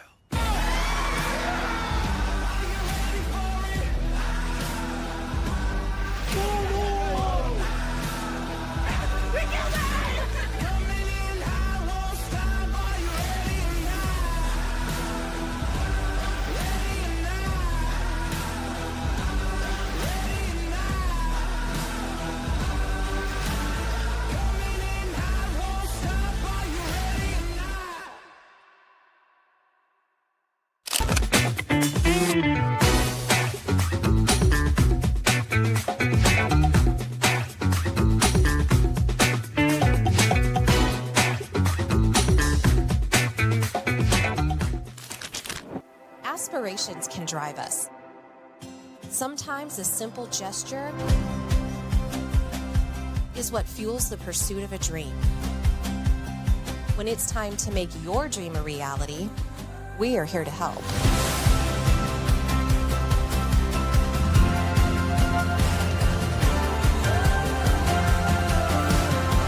Centris Federal Credit Union. We are where you are.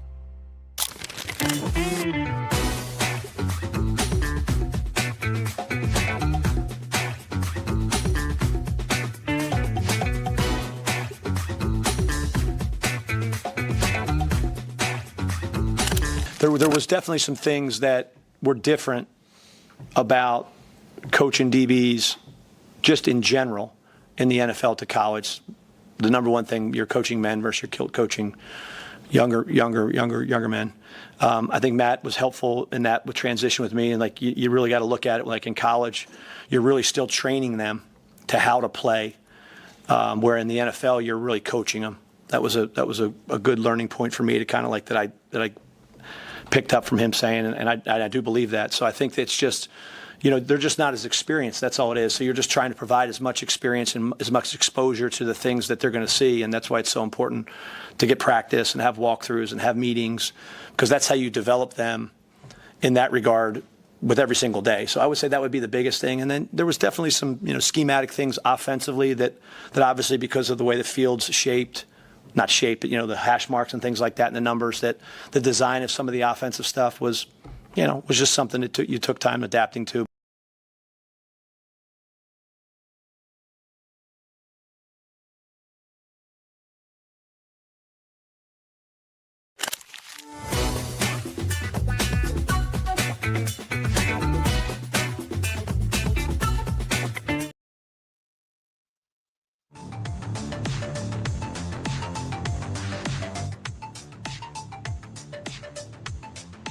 You're listening to Hurrdat Sports Live.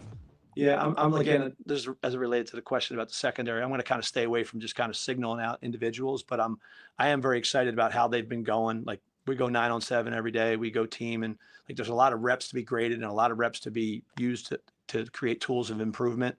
And I would say that area as a collective is really coming on, and I think they embrace the challenge that's at hand right in front of them. And whether it's the guys that we just brought in or whether it's guys that've been here, I think, like I said, I think we're going to be fine there when the time comes. We're back here on Hurrdat Sports Live. That's DBM Ravi Lulla here at Hurrdat Sports Bar and Grill. We are joined now by Kevin Sjuts from 1011 in Lincoln. What's going on, Kev? Good morning. Happy Wednesday to you boys. Kevin, how are we doing? But you had the double dipping, right? We had JB and couple of the players talk yesterday, and then you had to hop over to Haymarket with the game time change. Did that monkey wrench anything for you, or did you kind of have a good feel? I was already ready for a busy Tuesday, so it's all about mental preparation.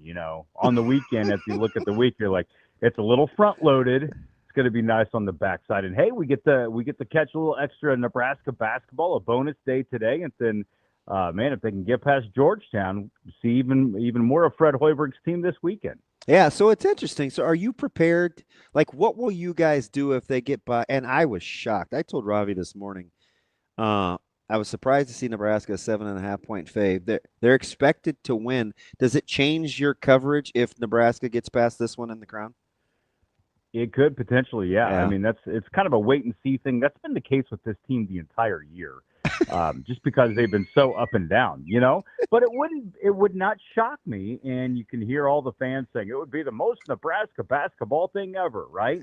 The fact that they faded in the regular season, didn't make the Big Ten tournament, but there exists a world in which it makes total sense that Nebraska wins this entire tournament. Yeah. And if you look at the field that's left, Boise's the best team left, I think. In my opinion, I totally agree with that. I thought they should have been in the NCAA tournament. That's what Ravi said.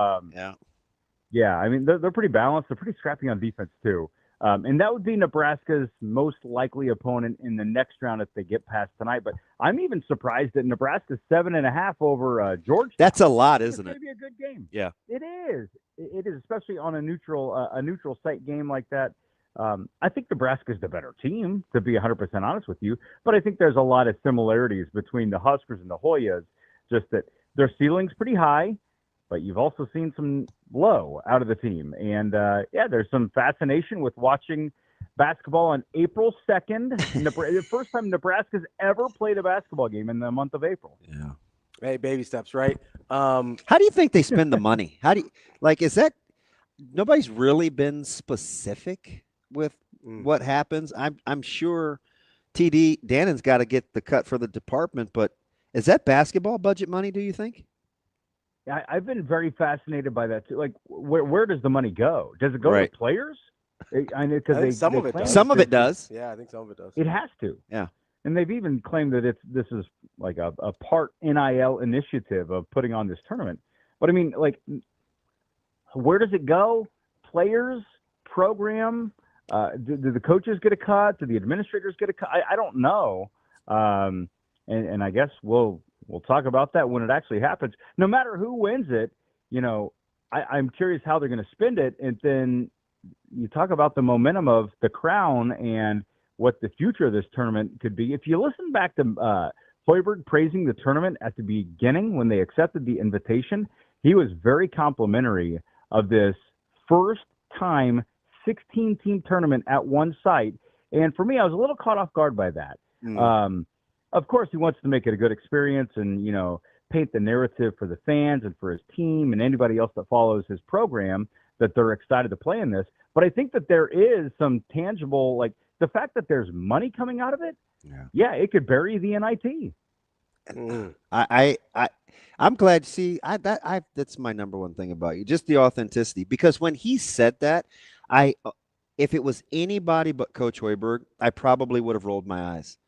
But him being very candid about that, I'm exactly with you. It caught me off guard, Kevin. But then I remembered, I'm like, well, this Coach Hoiberg, he's not going to probably blow smoke. Maybe he's already fast forwarding to the benefits. Yeah, it could be. And plus, he's just generally a pretty positive person. Good point. Good point. But still, sometimes your dauber goes up, and you're like, that's just coach speak. I can see through that. I don't know, like, how real. But with Fred, I really felt like, no. And he truly, and this is one thing that I think some people have rolled their eyes to, he has said he really enjoys this team. These last 2 years have been some of his most enjoyable years in coaching. And I think there is some real truth to that. Because you think about the roster construction for Nebraska basketball the last 2 years, it has not been easy. And even before this 2-year period, when they went out and got Juwan and they went out and got Bryce, they felt like they could be really good players. Well, they've turned out to be excellent players. And there's just something about the chemistry of these two teams that's been really special. And I don't think Fred wanted the season to end. And I think he'd really like a few more days, even beyond today, if that can happen and they win against Georgetown tonight in Las Vegas. Kevin, let's switch gears here to baseball. Obviously, Nebraska fell to Creighton yesterday down in Lincoln, coming off that big series win against Oregon State. Do you feel like that scuttles the momentum a little bit, or different feel because it's a midweek game as opposed to a weekend series? Yeah, it does scuttle some momentum because, man, that felt so good this weekend, especially the nature in which Nebraska won on Sunday. All the runs they scored with 2 outs in the 7th inning, like that felt good for the players, for the coaches, for the fans. And then 48 hours later, you're scratching your head because they continuously played this back and forth thing with Creighton, and they didn't come up with plays late in the game. So some of the good vibes have gone away. The way to get them back, and it's still, it's April. There's plenty of season left ahead. But Nebraska's painted itself into this position that they need to win series. And this weekend, guys, I'm telling you, it may be the most important series of the entire season. They're at home. They have some momentum off of what happened last week against Oregon State. If you drop the home series against Rutgers, man, it is an uphill climb just to get into Big Ten contention and make the conference tournament. If you win this weekend, let's say you maybe even sweep it, now you've created a scenario in which you really feel like you have momentum. You've probably figured some things out from a personnel standpoint and from a lineup standpoint. So I think that these upcoming 3 games are massive for Nebraska. Yeah, we were talking to Evan Bland yesterday, and he brought up an interesting thing that quietly Rutgers has been a little bit of a thorn in the side for Nebraska the last handful of years, keeping them out of the tournament a couple of years ago, and it hasn't been easy. So I don't think it'll be very hard for Nebraska to get dialed, but were you surprised yesterday that it was kind of pitching that let Nebraska down and not necessarily the bats? Yeah, I mean the starting pitching was really bad. What 4 walks I think in the first 2 innings. Any problems with the selection? I don't get me going on this. I just don't like. I don't like a game that means a lot to a lot of people, and you don't throw a top dog. Yeah, like that really bothers me. But I understand that's not just a Nebraska thing. That's a college baseball thing, and those midweek games are sometimes developmental games. And if you look at some of the guys Nebraska trotted out there in the middle of the game, they're young arms. So, like, I kind of get it. They need to play at some point in time. I just don't. This Creighton game, everybody knows the series. It's a big series, right? But they don't pitch it like it's a big series, and that's what I think that the thing that bothers me with it. I'm not asking them to throw Will Walsh. I'm not asking them to bring in Brockett for those games. I understand that. Like, did you think we were going to see Yasa? Possibly. Yeah. I really did. I mean, yeah.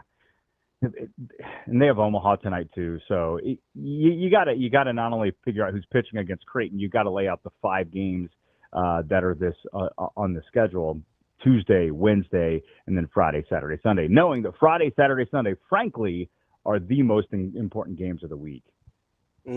Kevin, I do, it's funny you brought up Jackson Brockett there, because ironically enough, midweek series last year is sort of where Jackson Brockett got going a little bit. Do you think part of your frustration with the midweek starters and pitchers is just that more of those guys haven't turned into better or more consistent pitchers? Yeah, that's what separates really elite teams in college baseball. You can have 100%. Your Friday, Saturday, Sunday guys, and then you go through Monday or Tuesday, Wednesday, and you've got 4 and 5. That's very Major League Baseball-ish, that there's no game where it's a throwaway game where you're just hoping to get out of the 4th inning with your guy. But you also have to balance, like, giving some of those younger guys. That's where it would do Nebraska wonders if one of the freshmen or one of the sophomores on the team would just go take that position. And if you think back to, like, Nebraska's best teams, they had studs on the weekend, but they could run through a Tuesday, Wednesday game and have a really, really good dynamic guy on the mound. It's kind of what Johnny Dorn did to start his career. Yep. He wasn't in the weekend. That's how he made a living. Yep. He was really good, and you could pitch him into the 7th inning. And that, I think, really paid off for him as he transitioned later in his career to pitching on Nebraska's Friday and Saturday games. Kev, let me get you out on this. Creighton continues to play well. Obviously, it's a transition year with the coaching staff of the baseball program. Was there a point yesterday where you just thought to yourself, Creighton's a pretty good baseball team?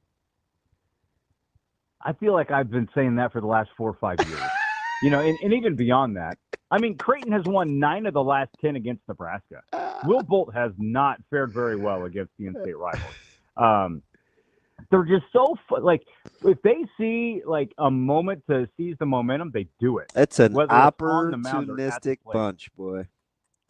And even after the big Silva catch in center field, when that was Creighton's moment, right? They had 2 on, 2 out, tie game, and Silva makes that sensational catch in right center field. Creighton didn't blink.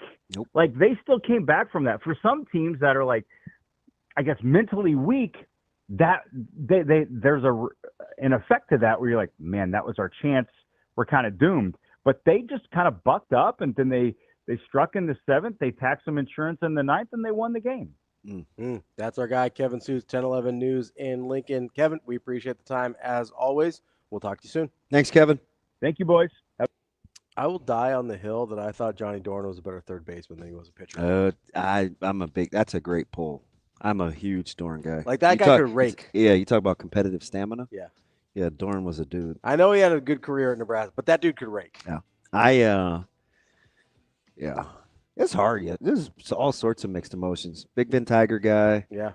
You know how I feel about Sailors, maybe my favorite player. Sure. It's just, I just wish it's such a, that's why I love baseball. Mm-hmm. And we'll talk to Jesse Rogers here, but a couple things, inches, infield in, infield out, the things we talked about earlier, changes the whole trajectory. And Kevin's right. You talk about managing failure. They didn't blink after that catch, and Silva had a day at the plate too, and then he makes the play, and Nebraska couldn't capitalize the next inning, and Creighton did. And now we're having this conversation. More Hurrdat Sports Live coming up next.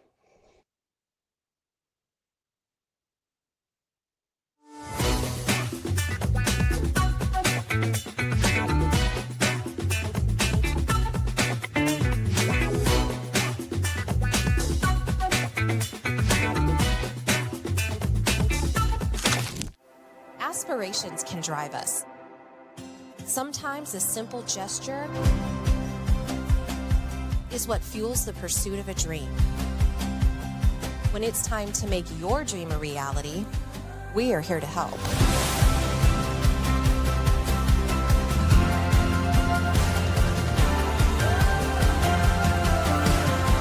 Centris Federal Credit Union.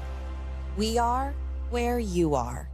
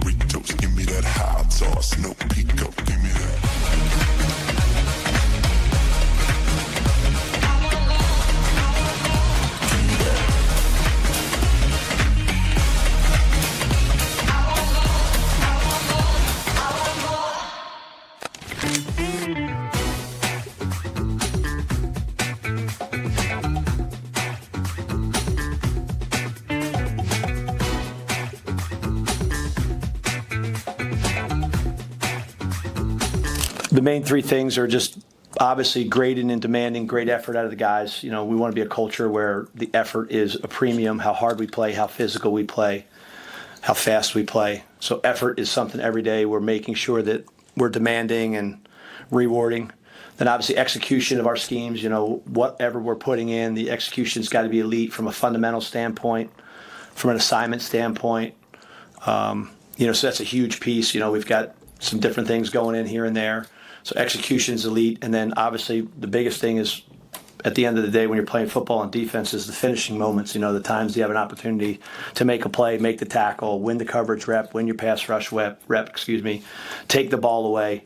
So, you know, those three things are honestly what we're hammering every single day as we're trying to build this thing one day at a time.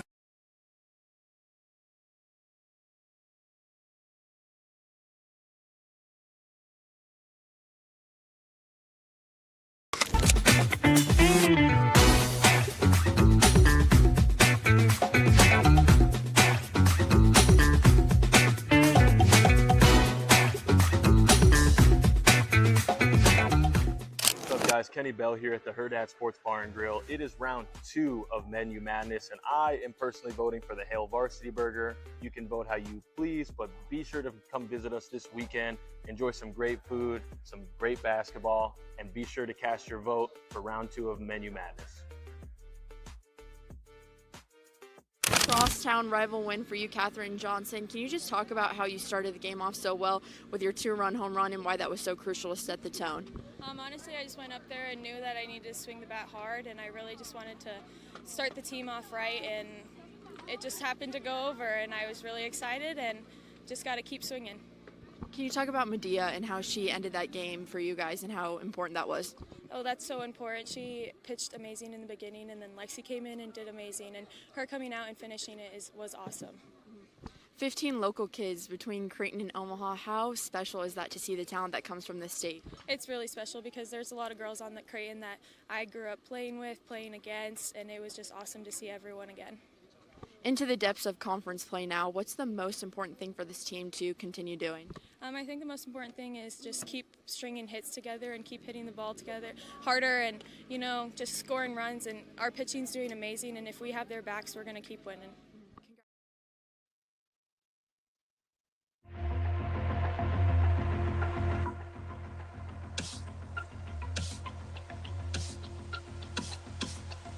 You're listening to Hurrdat Sports Live. We're back here on Hurrdat Sports Live. That's DB. I'm Ravi Lulla here at Hurrdat Sports Bar and Grill, reminding you that it's harder than ever to tell what's fake from what's real. And fraudsters are constantly seeking ways to get your personal information, whether it's your text message, emails, phone calls, whatever else it is. It's more confusing than ever to know what's real and what's not. Knowledge is one of the best defenses against these fraudsters, and Centris Federal Credit Union has the tools and resources to help you recognize what's a scam, what's real, how to protect yourself, and how to act quickly if necessary. Visit their member protection center at centrisfcu.org to learn all about the latest scams and how to protect yourself at centrisfcu.org. Federally insured by NCUA. What's up, DB? What are we looking at? Oh, I just was laughing that they're making fun of Jerry Jones grabbing the mic, talking about Micah Parsons yesterday. Oh, Jerry Jones loves to grab the mic. No, it was incredible. Yeah, I did. My guy loves to talk. Man, he said, I'd rather make a mistake and spend a lot of money than not make a I'm like, Jerry, that's not how it works. But it is his money, so he can do what he wants. It's just, I am fascinated by this draft. I am fascinated. I am fascinated by the draft. Field Yates came out with his latest mock draft. Has your Steelers taking Jackson Dart at 21 again? I don't know how he gets there. I don't believe it. I want to believe it. I don't think he's going to get there. I don't. But I am surprised that Cleveland is going to be locked in at taking Hurrdat. I don't think so. If Yates has him taking Abdul and has the Giants taking Hurrdat at 3. So but I saw his, which is why I asked you a couple days ago. Monday on the walk-off. When Mel would you feel better about the Giants having a plan? Yes. With these 1-year guys? Yes. If they drafted Hurrdat. Because if you're Dable, mm-hmm. why would you sign 2 stopgaps? And they could have got rid of you this year, and they didn't if your future wasn't about getting a quarterback. Here's my question, though. I do think Dable's job, and maybe I think less of Dable than everybody else, but I like Dable, so certainly less than me. I don't dislike him. He just hasn't won very much. Yeah. And so I wonder, does he have enough job security with the Giants that he can suffer through a gap year in order to get to a place where Hurrdat matters? And if that's not the case, if he doesn't have that amount of job security, why are you letting a coach that you may be about to fire pick your new franchise quarterback? Because that doesn't make a lot of sense to me either. Yeah. Or at least waste a year of your franchise quarterback's development under his tutelage. I don't like that either. Well, the thing about it is why else would you want another year or bring him back? Oh, here we go again. Wow, right on cue. Yeah. How about that? Steelers, Dart, 21st pick. Dart's not going to get there, is he? I don't think so. Although I wouldn't mind it. And it would get Amazing Daniel off my back. So let me ask you this, though, about the Steelers. Because if they sign Rodgers, he's going to be unbearable. Let me ask you this about the Steelers. Let's finish this real quick. Yeah. If I'm Dable, I don't come back for one more year for bad quarterback play. I don't. But I do think he is good enough to get Russ to maximize. I don't think you want to hitch your wagon to that if you want to stay coaching in New York. Yeah, I don't think you can hitch your wagon to Russ. I don't think Russ is going to be terrible, right? Like we make fun of Russ because he's cringy and whatever, and he's certainly fallen off from what he was. He had the one really bad year in Denver, but he hasn't been terrible the last 2 years. So I don't think you're sinking yourself with Russ. I don't think you're resigning yourself with Russ. I do think that's not a long-term plan. So drafting Hurrdat does make a lot of sense to me, but only if you are dead set on Brian Dable continuing as your head coach.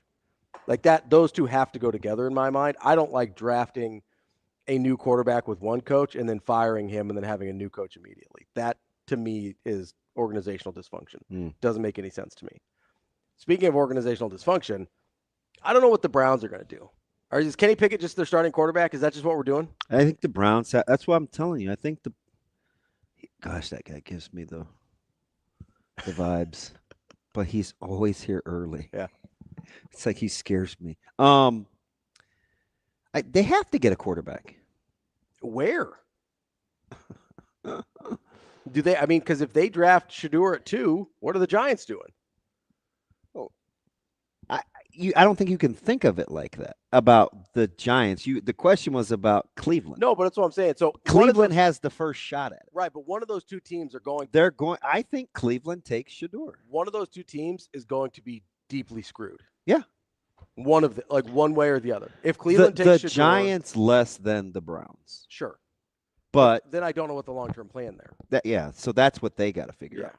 But although that's a less bad situation. If you're looking at the top 5 quarterbacks coming into next year's draft, you like your chances better. Maybe there's a guy you like, but I don't know how that could be the case. I'm not either. enamored with next year's class either. Maybe, I mean, we don't know yet. Some guys may step up in a way that you're like, oh, that's obviously the guy, or there's obviously a handful of guys here. But I don't look at next year's class as this, oh, we're all of a sudden after this down year going to have this incredible quarterback class. I don't know that yet. That's not where I'm landing yet. I'm still in very much wait and see mode on the 2026 class.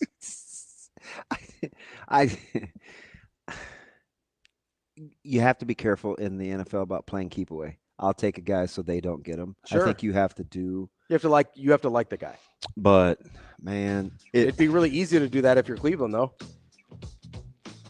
I'm going to give the Giants the benefit of the doubt. Maybe they've looked at next year's class. Maybe. Here's my question. Maybe they've looked at next year's class. As a Steelers fan, if your room is Mason Rudolph and Jackson Dart, do you like that better than Justin Fields and Russell Wilson? Oh, boy. Buy me some time. Ask me again. If you're a Steelers fan, do you like the room of Dart and Rudolph better than the room of Fields and Russell Wilson? Yes. Just the upside of Dart? Yes. I got a future. Well, you hope. I've seen Fields in that offense. Unless he's as dumb as Severe thinks he is. Then you might be in some trouble. It's kind of rough. We'll be back with Jesse Rogers talking a little Major League Baseball here on Hurrdat Sports Live. We will be back.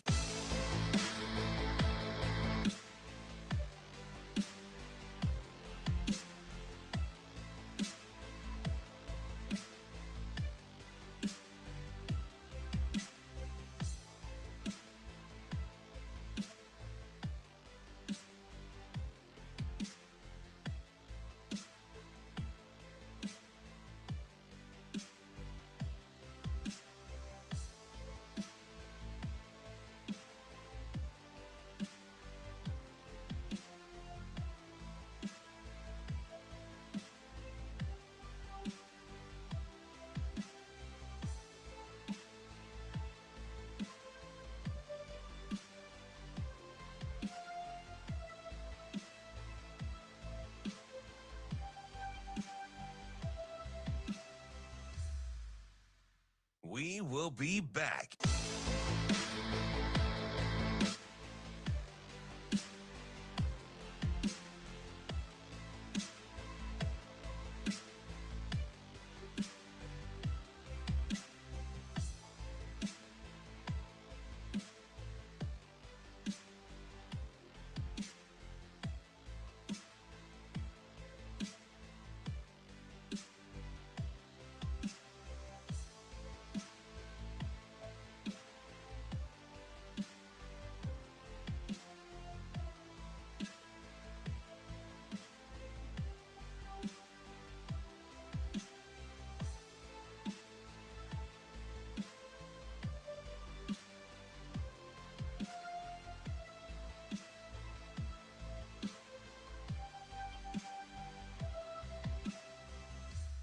We will be back.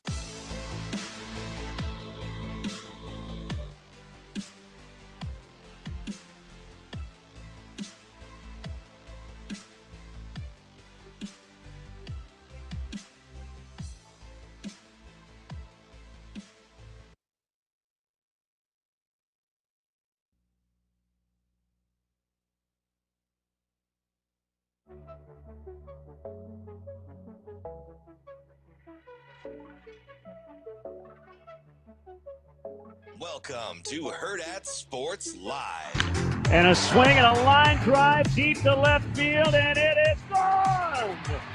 Just high enough to get it over the 8-foot wall. It's 3-0. Pitch. Garcia hits it high in the air, deep to center field. Mitchell sprints back toward the track, turns around, looks up, it's way gone. Michael Garcia out to straightaway center. Fly ball to deep right center. Going back is Bleday, and Bleday can't make the play. It's off the wall and bouncing away.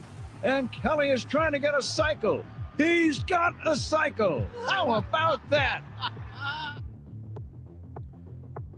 We're back here on Hurrdat Sports Live, presented by Centris Federal Credit Union. That's DB. I'm Ravi Lulla. We are joined now by Jesse Rogers of ESPN to talk a little baseball here. Jesse, how are you this morning?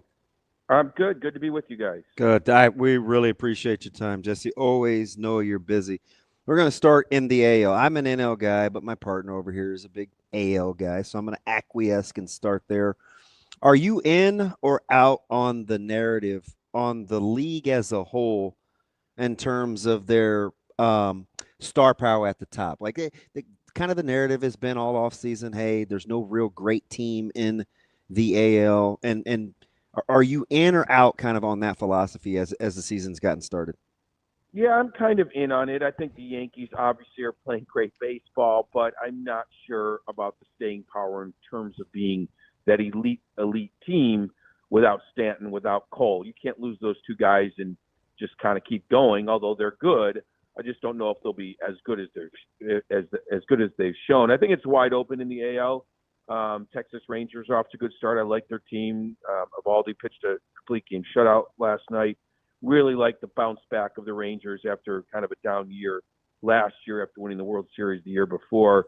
AL Central, nothing special there. The Astros are trying to find themselves after losing, Bregman and Tucker and everything.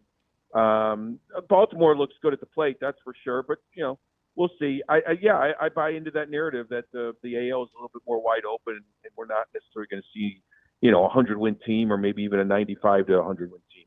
Hey, sticking in the AL for a second, I'm a Red Sox fan, so obviously I need some therapy. But is there too soon to hit the panic button, I'm assuming, but is there real reason for concern after they had what I thought was a pretty good offseason?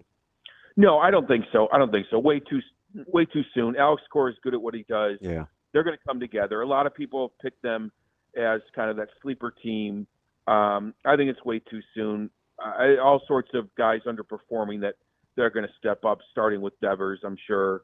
There's several guys having slow starts that I expect to pick it up. So way too soon to worry about the Boston Red Sox. All right, with Gausman and Scherzer will be back. Still don't know what to make of Berrios. You got Bassett.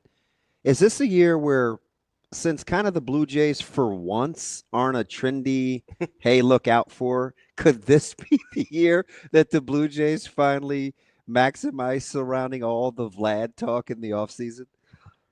I've never been a Blue Jays guy. They really haven't fixed their offense the way they should. No lefties? Yeah, exactly. Okay. I don't know if I've been on with you before saying that, but that's my big thing. They don't have the balance. They might get the best out of Vlad because it's a walk year and all that stuff. In their pitching staff, there's moments where it looks really good and other times where not so much. I don't know. I'm just not a Toronto guy. I don't know why they're any better this year than they have been in the past, to be honest. They struck out on a few guys that they went after, as they have over the years. They've been okay. They're probably – in the past, they've been also in the wrong division. Maybe it'll be – I don't know why it'd be any easier this year, to be honest. There might be a little bit more parity in the division. You may not have a 100-win team, but anybody can beat up on anybody. So I'm not sure how the Blue Jays are going to stand out unless they really overachieve. Hey, for you, who's going to be the real Bo Bichette? Yeah, I think there's a good player in there. I think the way he started his career is who he is. He just has to get back to it somehow. I haven't studied his game that intensely, but I talking to some scouts over the last couple of years when they were there were trade rumors and stuff. They thought there was a good player in there. maybe a change of scenery would help, things like that. I don't know enough to know, but other people have said it's still in there. So sometimes that change of scenery can be the difference maker, or something external, sort of clicks. But I think the real Bo Bichette is a really good player. Jesse, as we look over at the NL a little bit, obviously Dodgers and Padres have gotten off to a great start. On the other end of the spectrum, the Braves have gotten off to a very bad start.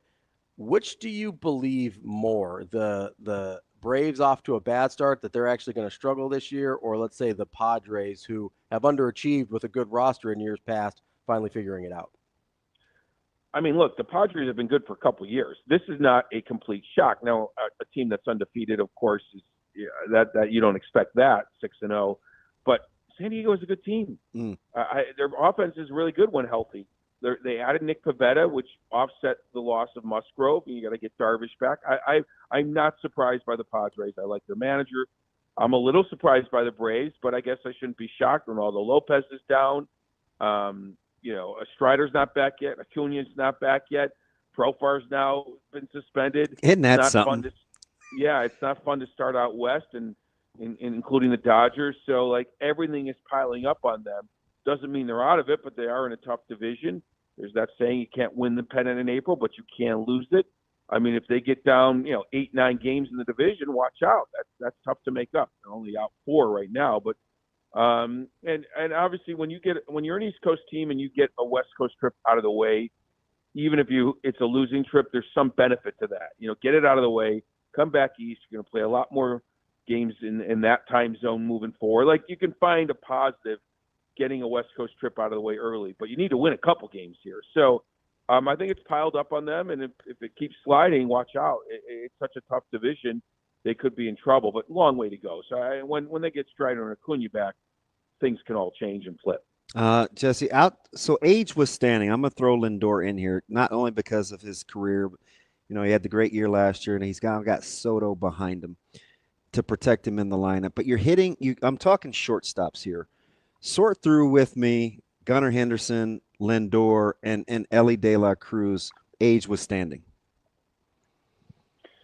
Wait, give me the choices again. Gunnar Henderson, Francisco Lindor, and Elly De La Cruz. I would probably say Gunnar Henderson. I mean, did you say regardless of age or because of age? Yeah. Including age as a factor. Yeah. You have to include age. I would say Gunnar Henderson. Yeah. I mean, Lindor is a little bit older. Henderson is just already arrived, has a lot of years left in him. I mean, it's splitting hairs. De La Cruz is probably the most raw talent, but he's not quite harnessed at all. Gunnar Henderson is the real deal at a younger age in his prime. So I would probably go Henderson, Lindor, De La Cruz in terms of who do I trust more moving forward, though De La Cruz could jump them all if he really comes to, brings it all to the table and becomes a solid player, because his talent base alone is probably better than those other two guys. So, Jesse, I got to take advantage of your expertise here. So outside of the bad years with Baltimore, well documented, we're talking Rutschman and guys like Gunnar Henderson and their last couple of years, and I get it, they play in a tough division. Is there a secret sauce to how Baltimore has done this turnaround other than their talent evaluation? Are we is there something else in there? I mean, teams like Baltimore and Cleveland and even Milwaukee and Tampa, they just have mastered the player development thing. And I think, it's more recent for Baltimore. Obviously, they lost 100 games a bunch of years in a row. That allows you to get top picks. Yeah. Those top picks have come to fruition. Not every team's top picks do, but theirs have. So I think the combination of scouting and development, systems in place that have shown success in other places, like Elias, saw it in Houston. Baltimore is kind of copying that. The smaller markets really have to make the right decisions more often. The smallest of decisions can make the difference, and they've mastered it. And I think those other markets I mentioned have as well.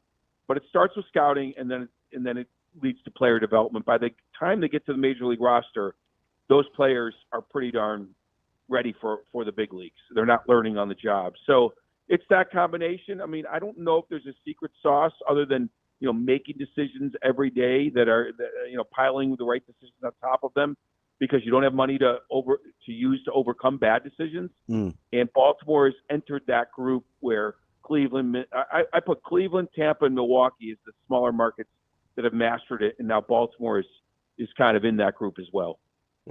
Jesse, speaking of kind of decision making, I brought up the Red Sox and their off season over just a minute ago, but I'm curious, who do you think? And I know the Dodgers are kind of an easy choice here with all the payroll and all the people they added on there. Well, I guess not payroll with the deferred money, but I'm curious who you think got the most out of the offseason, not necessarily just signed the sexiest names, but actually got the most better. Well, I would say the Dodgers, and I'm not, unless you want me to eliminate them. And the reason I say that, and the reason I picked them to repeat, which I never do with championship teams, because I believe in hangovers and all that stuff, and it's tough to go another 7 months and the extra rounds of the playoffs and all that. The reason I picked them is because I think Andrew Friedman understood that it is that hard to repeat. And rolling it back is great, which they mostly did, re-signed Teoscar Hernandez, but he did even more. The day I picked them to repeat was the day they signed, not Tanner Scott, but the day they signed Kirby Yates, which was about 4 days later. They went out and got the best arm on the market, and then 4 days later basically got the second best arm, or arguably. I mean, Kirby Yates had a 1 ERA with 33 saves. He's pitching the 7th inning in Japan on game 2. In game 2, not even game 1. Like their B players could run out there for most teams. I mean, their B team could beat the Marlins or the Rockies or whatever. So I like the Dodgers because I don't think you could just run it back with front line, even with great teams, because there's always something in a 7-month season that's going to hit you. That's why we haven't had a repeat champion in 25 years. But he fortified more than you would think for a championship team. So I love the Dodgers. Now, if you want me to go elsewhere, I'm not saying this just because the Padres are undefeated. I really like the Padres. They nearly beat them last year. If you can get the Dodgers in a 5-game series like the Padres did, you got a shot. So in the NL, I like the Padres as much as anybody outside the Dodgers. Hey, for you, how good is I'm a Dodgers fan, so I always ask about the other team because I know the obvious with LA, so I'm always checking the rearview mirror. So these next 2 questions are about guys that are going to try to run them down. How do you feel about? I want to start with Michael King. How do you feel about him as a bona fide 2 in that line, in that rotation? Oh, definitely. Yeah, I'm buying in. I like him a lot. I don't have his numbers in front of me in terms of innings pitched, but because he started as a reliever, I'm assuming his arm is pretty safe from injury. You know what I mean? Like he's got a lot of good years left in him. Yeah, I've just punched it up. 1 year or 2 years over 100 innings, really just one real year as a starter last year. At 29, 30 years old, he could be coming into his own. And you have a lot of mileage left on his arm. I mean, what he did last year in his first full year as a starter was just absolutely amazing. I mean, 173 innings, 144 hits, that plays, 2.95 ERA. No, I'm buying stock in Michael King in part because he came to being a starter a little bit late, so he's got a lot of mileage left on his arm. I really like what he's doing in San Diego. All right, more of the fear factor. Do you expect a true bounce back year for Carroll in Arizona? Yes, I do. Maybe Water will find its level. Maybe he won't be the 5-tool powerhouse in every area that he was kind of his first season. But yes, he's so smart. He's so talented. The legs play in this day and age. Yeah, I think that batting average will go back up. Maybe he's not going to be the slugger that he kind of showed. Yeah, but the answer is yes. I don't know if Corbin Carroll's like a top MVP candidate, but Corbin Carroll's a really, really good player. And if he's not at his best, he's not top 5, but he could be a top 10 guy in terms of like MVP voting. So I wouldn't doubt him. He's so smart and talented that at the very least he'll be a solid player. Jesse, I have to ask you because it's been one of the biggest headlines in baseball over the first week of the season, and that's kind of this big hullabaloo about the torpedo bats, right? In your opinion, is that real in terms of the difference that they actually do make for hitters, or is this, hey, kind of a real small sample size early on in the season, things will kind of figure themselves out? I think the answer is kind of both. I do think there's an impact. The players wouldn't be using them. I do think it's an impact. I don't think it's the big impact that the Yankees, had on the scoreboard. As I was talking to Byron Buxton yesterday, he's like, the guys hitting home runs for the Yankees this year are the same guys that hit them last year. Now, whether that's completely true or not, who knows? But the Milwaukee pitching staff just had a bad week, and everything's kind of a perfect storm too. So, but I do think it's kind of the storyline will recede a little bit. I think there's a bunch of guys that now are curious around the league. I talked to some players yesterday that are putting in orders for it. Who knows? I don't think it's going to turn a bad player into a good player or a good player into a great player, but it might result in a few more hits or a few more home runs for guys that use them, that have a propensity to make contact in an area that isn't the thick part of the bat, which now might be once they order these bats. So I do think it can have an impact. It has had an impact, but I don't think it's going to change the game. Yeah, Jesse, as a baseball guy, I don't know. I'm a little reluctant to think that with the specific dimensions that baseball has operated under, that we're simply missing the fat part of the barrel, right? Or more barrel. It didn't get the eye roll from me. It got more how'd we miss this for so long? Yeah, the idea of it, how'd we miss it?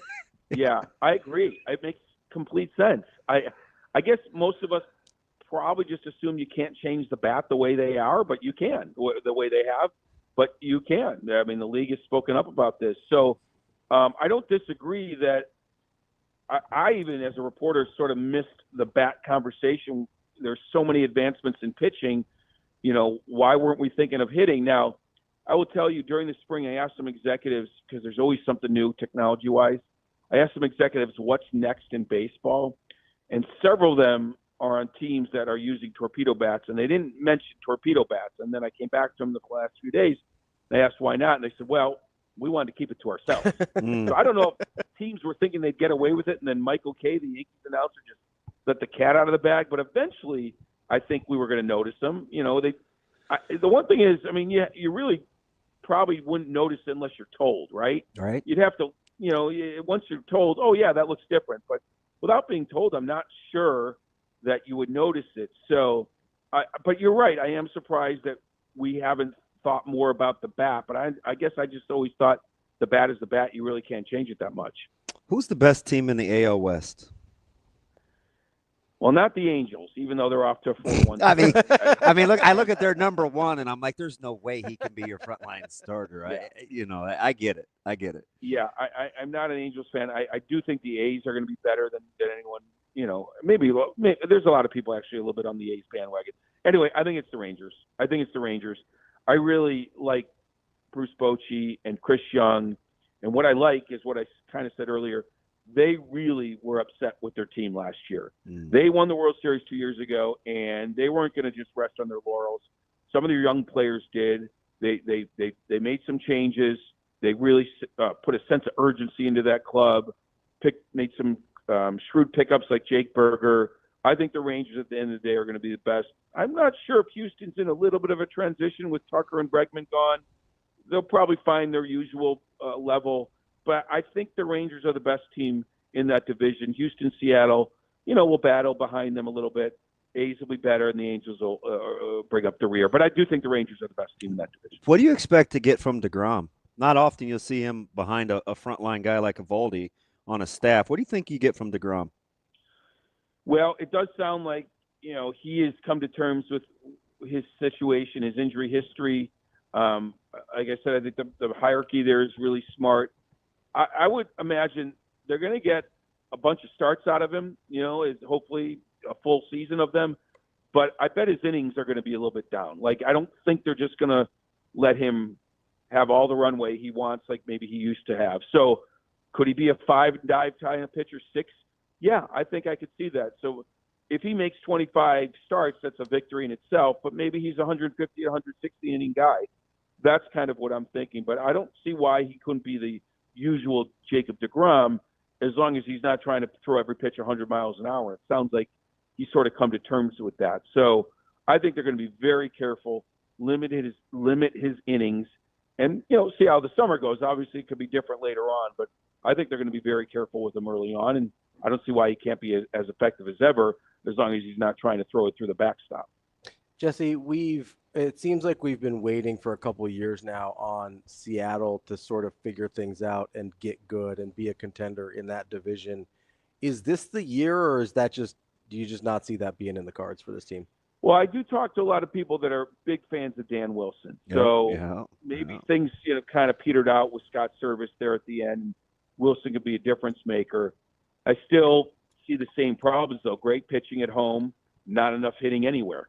Yeah. I kind of see the same thing. Now, maybe, Julio Rodriguez was not great last year. He needs to be – I think I picked Rodriguez as the MVP last year. Like, he needs to be in that conversation for them to be really good. And they need to dominate at home. They're off to a 2-4 start at home.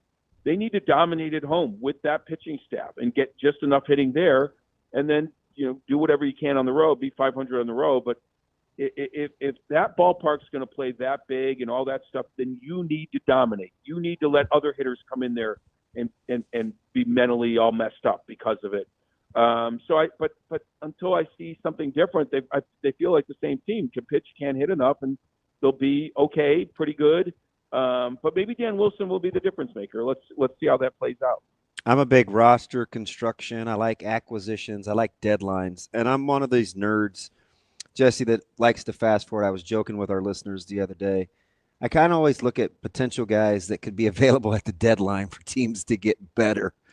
Who's a couple of teams that have prime candidates, if they're not where they want to be, that you could see having some key pieces down the road here? And the Braves come to mind, but it's too good of a well-run franchise. But I look at the Marlins and with what happens with Alcantara and Sandy and see what happens. But are there some prime candidates that you think could have some guys available at the deadline?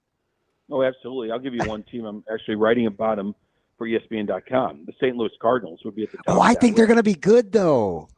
Well, if they're good, that's a really tough decision for their front office because they are in a transition phase, and they are going to give a lot of runway to their young players, which could actually, end up hurting them a little bit in the standings. I don't know. I mean, they really need to be really good. Though I think the front office, John Mozeliak's on his way out. Maybe he wants to see one last winner. The other complication with the Cardinals is, 3 or 4 of their main guys have no trade clauses. But still, there's no better guy to have to trade at the deadline than a closer. And Ryan Helsley is one of the best. Yeah. You can get a ton for a closer at the deadline. I don't know. If they're just okay in an okay division, that's going to be a tough call. If they're, they need to be 10 games up or 10 games out, because if they're in the middle there, that's going to be tough. So I start with Ryan Helsley, but Miles Michaelis might finally waive his no trade. Who knows about Sonny Gray, Arenado? There's Wilson Contreras. There's so many options there if they're out of it. Some with no trade, some without. I put the Cardinals at the top list. Of course, the Marlins. I mean, I did a poll of executives. Sandy Alcantara, I think, won the poll, most likely to be traded. Luis Robert, the White Sox could have a couple pieces. So those are. He makes me. I'm glad you brought him up. What is it? What am I missing with him that people seem to fawn over? Who's that? Roberts. He's just got a really good looking baseball body and a really good skill set. Yeah, okay. A really good skill set, but he gets injured, and he does have a flaw in his game. He's got a lot of chase. It's gotten a little bit better, but look, he can run, he can hit, he can do a lot when he's healthy. He's had one good year. I don't disagree that from afar you're like, wait, what's so special? Which is why the Sox have held on to him, because they've not heard in trade talks what they want in return. It's not been an elite offer for him because he hasn't stayed healthy and put together a really good season for a couple of years now. So people think it's in there. If he shows up in the first half, he'll get moved, and maybe the Sox will get what they want for him. But it has been very inconsistent, mostly because of injuries. Genius to be having the Cardinals coming up in this acquisition piece. I know I'm not crazy now. So who is the best team for you in the Central? In the AL or NL? NL. In the NL Central, I do think it's the Cubs. Not just because Milwaukee's off to a bad start. I just think pound for pound, the Cubs are the most talented. Their lineup is already showing up. It's lengthy. It can really overcome some issues. Last year they had bullpen issues, but they're handing their bullpen some big leads so far.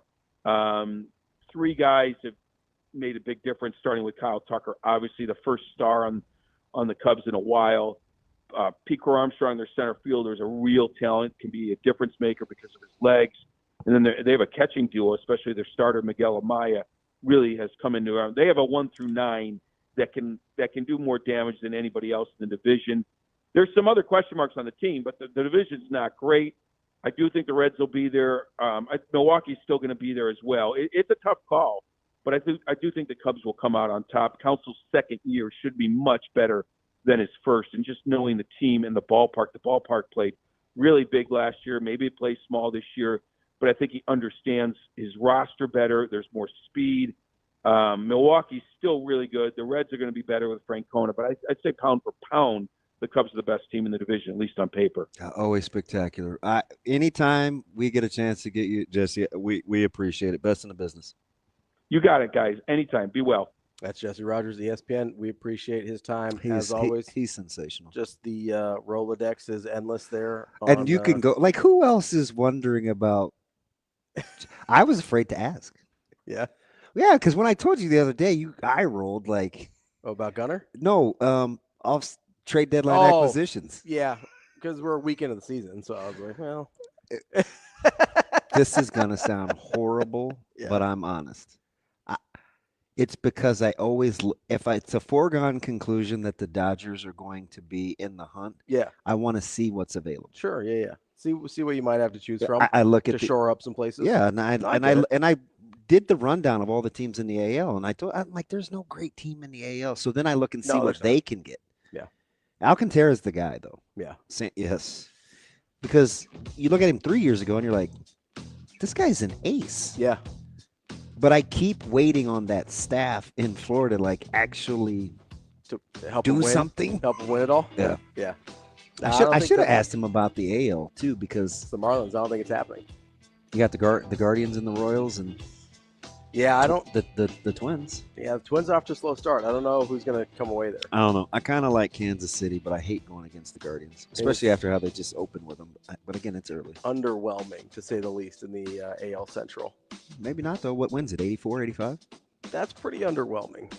Yeah, I get it. Anything under 90 is kind of like, Should I be talking about the Tigers? Should you? I don't know. They were pretty good. Yeah.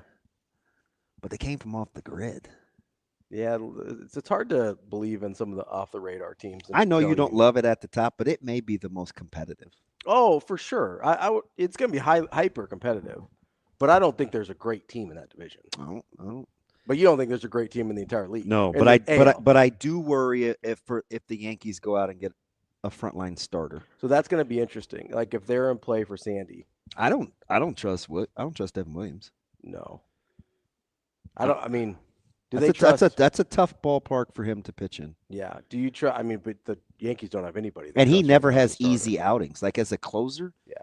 It's like always. Those are the guys that are the worst. The closers that you're just. You see what he did against his old team? He almost flubbed that one. Yeah. Now I get the nerves though, and it's like opening day, but he almost blew a 4-run lead. Give me easy outings over stuff. I just like navigate it well. That's all I want to see. Ravi here for Adam Kenley Jansen. Yeah, no, I am on Kenley Jansen. I wasn't a big fan of his experience. Wow, you got our leftovers. Enjoy that. Well, you got my leftovers, but they were still good. And his name was Mookie Betts. And he's gonna be in the running for still mad about it. MVP. I always got to bring up. He's pretty clutch last night. I always got to bring up old stuff. Sorry. 24-hour statute of limitations. Like usually, go ahead and run RBI last night. You break up with somebody, you want them to do poorly. And I don't want to see the Braves struggle. So 0-6, I'm very sad. Yeah, that's a tough start. I like when the Braves are good. Yeah, I do too. I mean, I grew up in kind of that era. I jinxed them, but I didn't jinx them because I didn't say anything that wasn't true. For a couple years since the World's they just cannot. They can't stay healthy. And even the year they won it, they had to overcome injuries. Well, Acuna was out that year, wasn't he? Yeah. I mean, they've struggled. I mean, Acuna specifically, but they've struggled with injuries for a long time. Don't worry though. Their ace is the famously healthy Chris Sale. So it'll be fine. Boy, you stay petty. Stay petty. We'll be back with more Hurrdat Sports Live coming up next.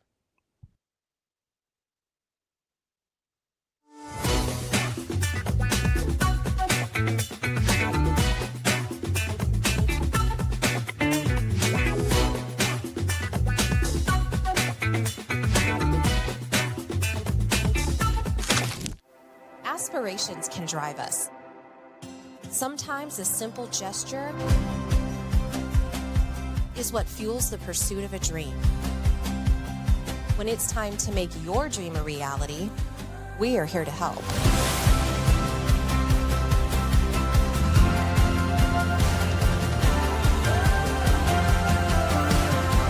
Centris Federal Credit Union. We are where you are.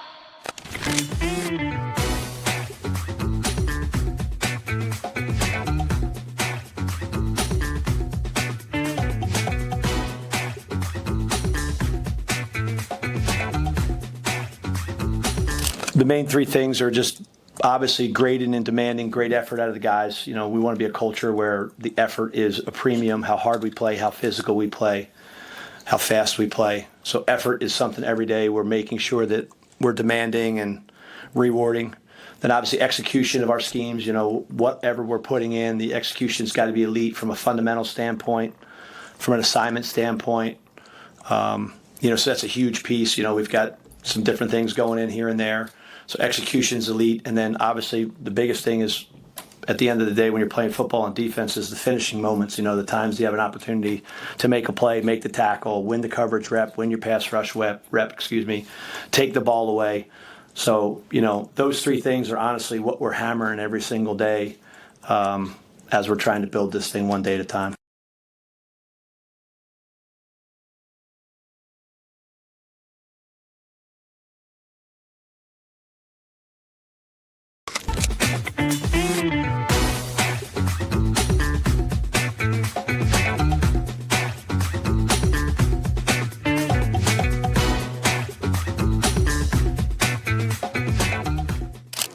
Kenny Bell here at the Hurrdat Sports Bar and Grill. It is round 2 of Menu Madness, and I am personally voting for the Hail Varsity Burger. You can vote how you please, but be sure to come visit us this weekend.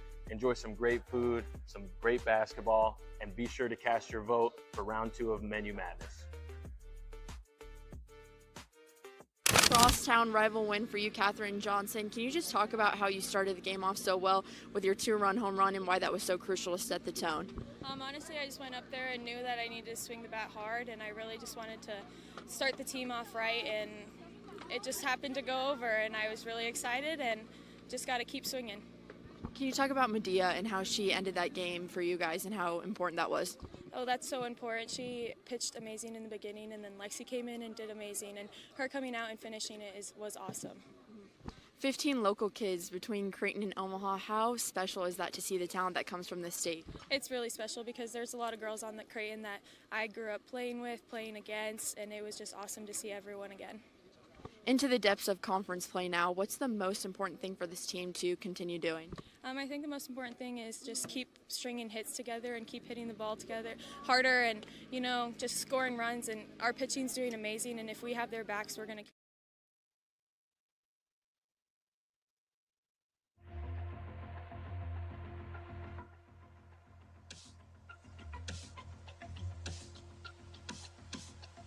You're listening to Hurrdat Sports Live.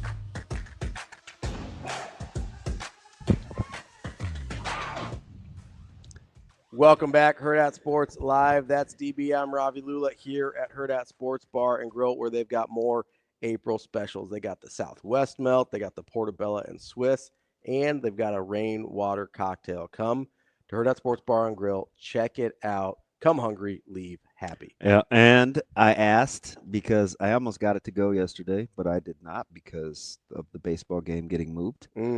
But chips? Yep. Oh yeah, that's right. You heard me. Here. I processed through that whole thing. Yeah. I thought you were gonna pull the trigger. I thought you were gonna get something. I thought about it. Pull that cross. But then it got close to 11, and then it got late, and I was like, I gotta get stepping. But then I felt guilty. I was like, I probably should say something because I got his hopes up. Because he was gonna pull a few strings for me. Mm-hmm. I was like, hey, we can do a sandwich. You want it to go?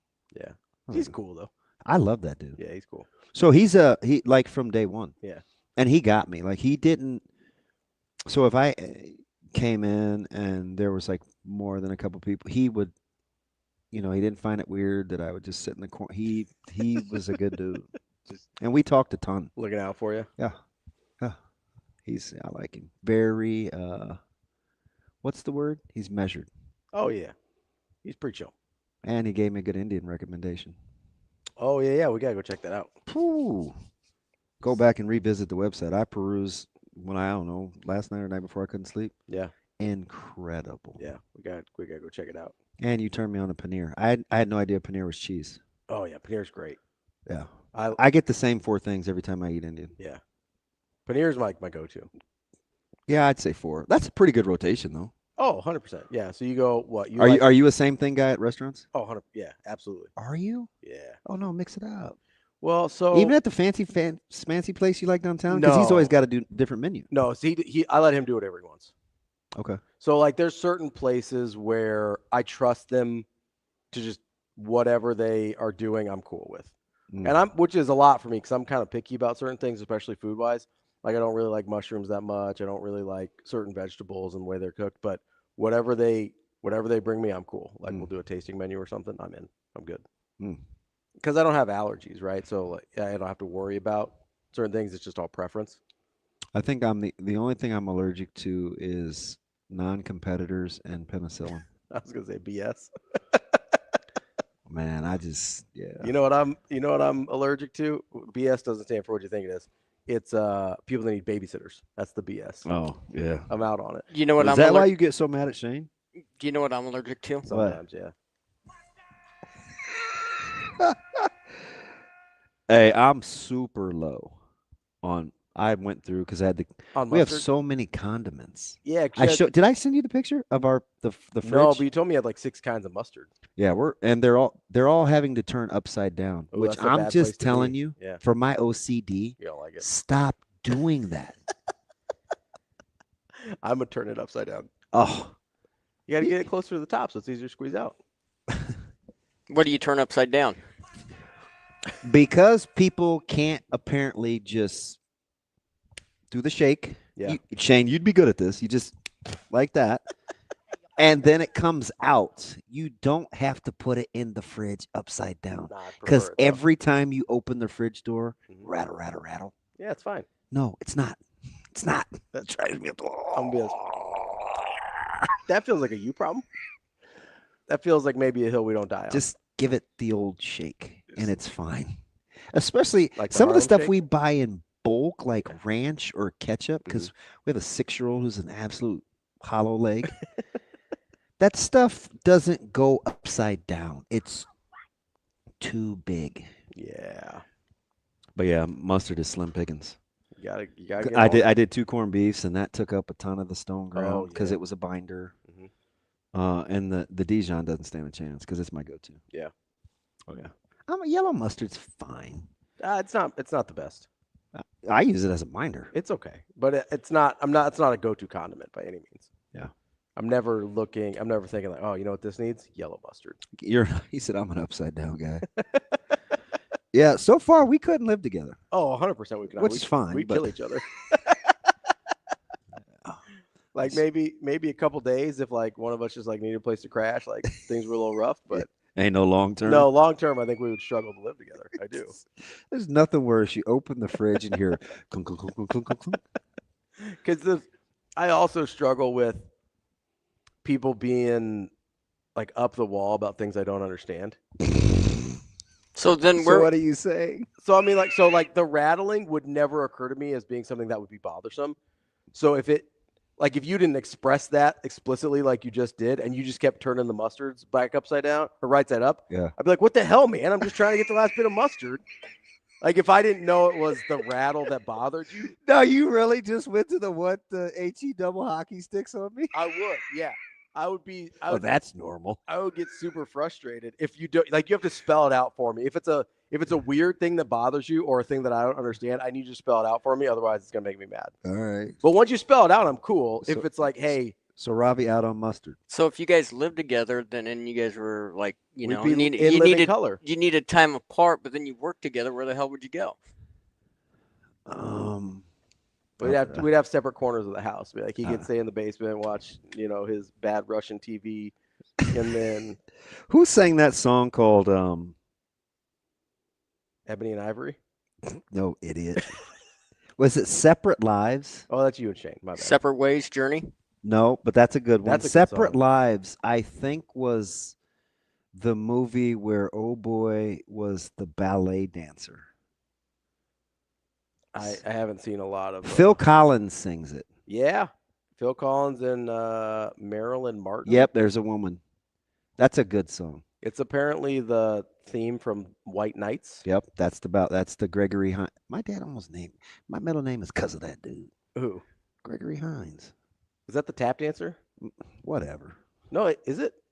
He danced in that movie. I don't know if that's what he did in his real life. I think Gregory Hines is a tap dancer. I used to confuse him with Richard Pryor until I figured out he wasn't really funny. Yeah, those are different people. They favor. Gregory Hines and Richard Pryor? Yeah. Oh, get your Google game right. They're different people. No bleep. Wait, what's favor? I told you, we say favor like look-alike. Oh, who's we? My family. Oh, okay. Like the royal we? I really didn't know what you meant. It's fine. I was like, you favor Gregory Hines over Richard Pryor? Like everything else, I speak Portuguese. So so let's do one pick here because I do think that Nebraska-Georgetown line is super weird. I was floored. So that's one where in our different approaches to this, I'd be like, that line's wrong. Nebraska shouldn't be 7.5-point favorites over anybody. And I looked at that and I was like, oh God, you got to lay that. You're like, hey, they know something. Yeah, lay it. So I think I'm leaning towards you on this one because I don't think Georgetown's good. Don't you think Georgetown's better than 7? Yes, I do. But that's why I think I'm leaning towards you on, hey, there's a reason. Mustard. There's a reason that I'm taking Nebraska minus the 7.5 tonight.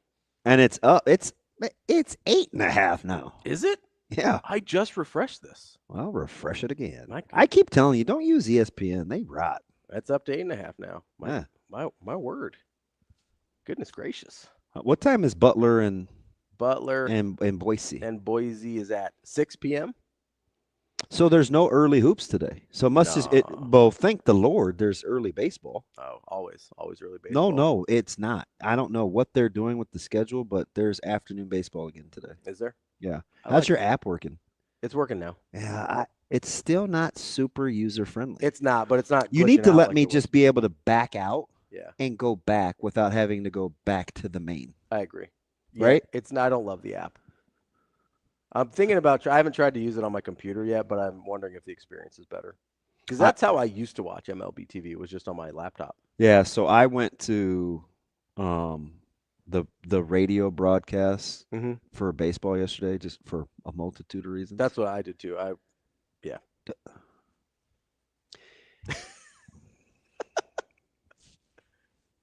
Anywho, what? My computer is much better at using the Husker Radio app than my phone. Well, yeah. I mean, there's a difference between those two things, right? No, you're exactly right. Don't use my guy against me. I'm the SAT guy. Look at the back of your computer. What does that have on there? An apple. Oh, okay. Wow, I fell for the old banana. I walked you right into that one. The old banana. I'm like, you're like, what's on the back of my computer. That's not how I said it. I didn't say anything. Appreciate you making me sound dummy. You like apples? I don't think that's it. I don't know. I know sometimes the apps behave differently on the different platforms on Android versus Apple. So I was sort of being serious, but then I saw an opportunity for a joke, so I took it. Well, that's on the back of your computer. You like apples? We were talking about Goodwill Hunting. Yeah. You hunt these things in your mouth. You like them apples? Yeah, whatever. Well, how is you supposed to eat apples? In your mouth, but Was that like falling for the banana in the tailpipe there? I'm so over you. It's not even funny. I think J.K. Simmons from Oz was more of a banana in the tailpipe guy, but that show was terrifying. Yeah, that's why I didn't watch it. Like, that's not up my alley. All right, so Kyle must have had the same problems everybody else did. He went to sign up for MLB TV on Roku, and it was $30 a month. Sucks because YouTube TV and MLB Network can't figure their stuff out. Kyle ain't afraid, is he? Yeah. Dude's just reckless. So if he's a T-Mobile guy, you can get it for free, Kyle. Yeah, I don't know who your radio provider or your phone provider. I think is. you had to do that by the first. Oh, is it over? Yeah, you had to do it by the first. But I couldn't get – I had the same problem as him, as I couldn't get the app on my Roku devices. So I downloaded the app on my TV. Did you? Which you told me to do. Yeah, I tried to – do you have a Roku? Yeah. Oh, I couldn't find mine. Maybe that was part of the glitch. Just go to the App Store and type it in. Okay. I tried to do that with Big Ten Plus, but apparently that was like pulling teeth. Yeah. Dude, you like I don't know. I couldn't figure I like I said, I was on the radio broadcast as well. It was much more user-friendly experience. What It's 2025. I've been watching MLB TV for 20 years. Literally 20 years. Do you know my screen stayed on save password for the entire time? What happened? You think that's funny? It's kind of funny. You know I'm nuts, right? Low key. Yeah. I got my pace game on for 15 minutes. Yeah. Next time that happens, I'm like, it's 2:34. It's 2:37. Like, what are we doing? Next time that happens, Damon. What are we doing? Nothing. We're not doing anything. Not investing in the app, apparently. Next time that happens, here's some advice. Dude, there are some days I hate your guts. I mean, that's just the best way for me to say it. Good morning again. It's unbelievable. Yeah. Hey, what's on the back of your computer? Funny guy. Oh, you didn't know? So he put the quarter in. It's Goodwill Hunt. And I'm the one that told him to download that too, by the way. I don't put the quarter in. I don't know what he does. I think he like scrounges around the bowling alley and like picks up a quarter, puts it in the vending machine. Pennies. I don't do it. I thought you were out on copper. What happened, man? Well, apparently they're made of zinc, so there goes my retirement fund. Who told you that? I'm telling you, our listeners. Well, They're copper plated. They're zinc cores, though. He said, "Well, actually." Now he's calling Steven our name. Well, actually. Come on, man. They're zinc. That's what Will actually said, I believe. With all the way that, with as much copper that gets stole at construction sites, there's no way they're making pennies out of copper. Stole. You kind of did the texted on me there. No, I don't think so. You added the ED on there. Shoot, with the way you make me feel, I was probably thinking about vodka. Stolies.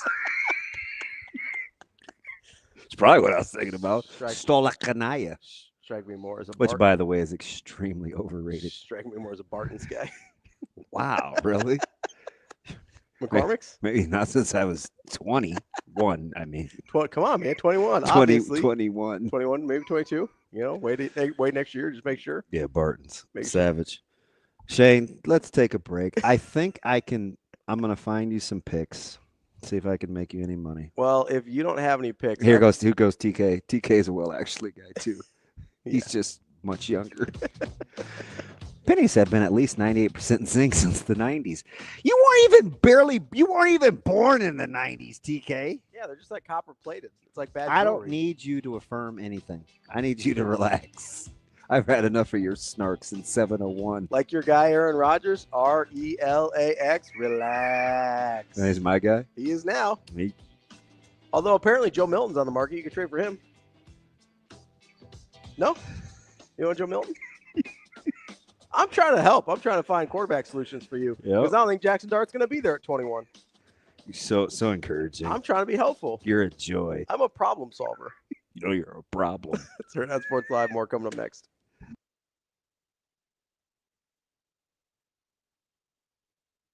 We will be back.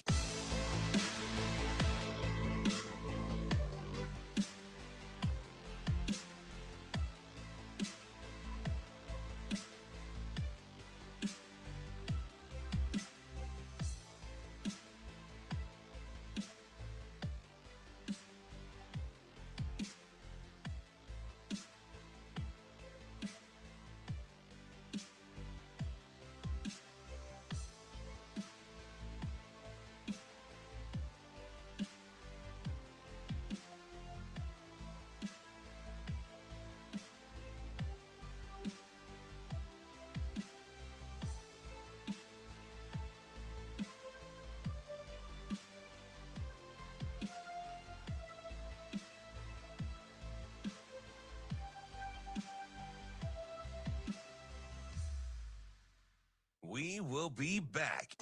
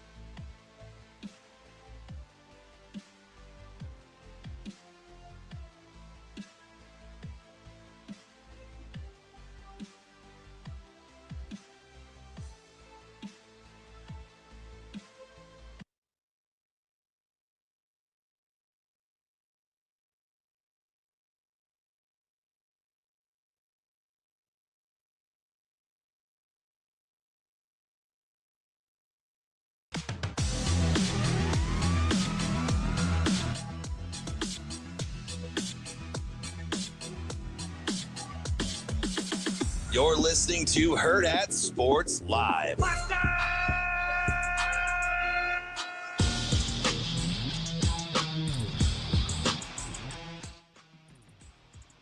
We're back here on Hurrdat Sports Live, reminding you to get to supernovas.com to get your tickets. They're back in town again this weekend, and it is the place to be on Saturday. Make sure you get out to supernovas.com to get tickets for their April 5th match at CHI Health Center. It's pink out night, so make sure you are there at supernovas.com.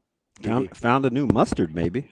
What kind of mustard are we doing? Well, apparently Ken E, not my man KP, it's called, what is it called? Coleman's? He said it has some bite to it. Do you want your mustard to have bite to it? Well, I have mustards for that, but I'll try it.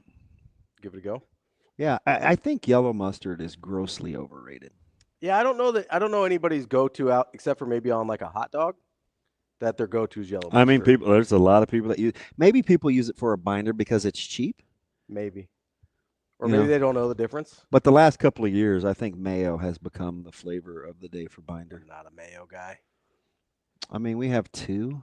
I can do it if it's so. I'm not a like slather mayo on a sandwich guy. I don't like that where it gets like kind of thick and you like bite into it. Not a fan. If people use it as like an aioli or as like a sauce base or something, I can deal with that. But I just don't want like plain ass mayo just slopped on a sandwich. What's it called again? Plain ass mayo. like grown arse men. Yeah. Plain mayo. Yeah, I'm not here for the plain ass mayo. Not about that life. So, yeah, that's where it gets a little dicey for me. But maybe people don't know that you have more mustard options. Well, I mean, it's a big section in the grocery store. I know, but like if they've never tried it, maybe they're a little intimidated. They don't want to go outside what they know. Yeah, I'll try just about anything. Although I've kind of dumbed it down because I don't eat sandwiches really. Yeah, I'll say you probably don't eat as much anymore. No, but I will give a dab between a piece of meat and cheese. Oh sure, yeah. Yeah. You're not going yellow for that. You're going Dijon. No, I've been on this. I've been on this one horseradish, but it's almost out too. Like a horseradish mixed with mustard? Stone ground, yeah. Oh, that's interesting. Oh, it's fire. It's Plockman's, better known as Plotchman's. But it's in too little of a jar, so I need to expand. Yeah, it's a little cute jar. Yeah, something I wouldn't use for a binder because you do one big piece of meat and it's done. It's the whole jar. Yeah. Yeah, you don't want that. Yeah, we do have day baseball today. What do we got? I'm pretty happy about that. Well, we got one early with the Rangers and the Reds. How about that? What time are they off today? Grain and lighter go at 11:40. Royals and Brewers. Ooh, our man C-Hap's going to be in a dilemma. Maybe he can watch it during the show because Royals are at KC. Oh, I'm sure he'll have it on the Ragans and Peralta. You know me, big Cole Reagans guy. Oh, they will lose again today. You think so? Yeah. Brewers will get their second win. We got a good one with Skeens going against the Rays. There's some good matchups today. You think Skeens is going to be dialed in after his big GQ shoot? He's going to be all right? Man.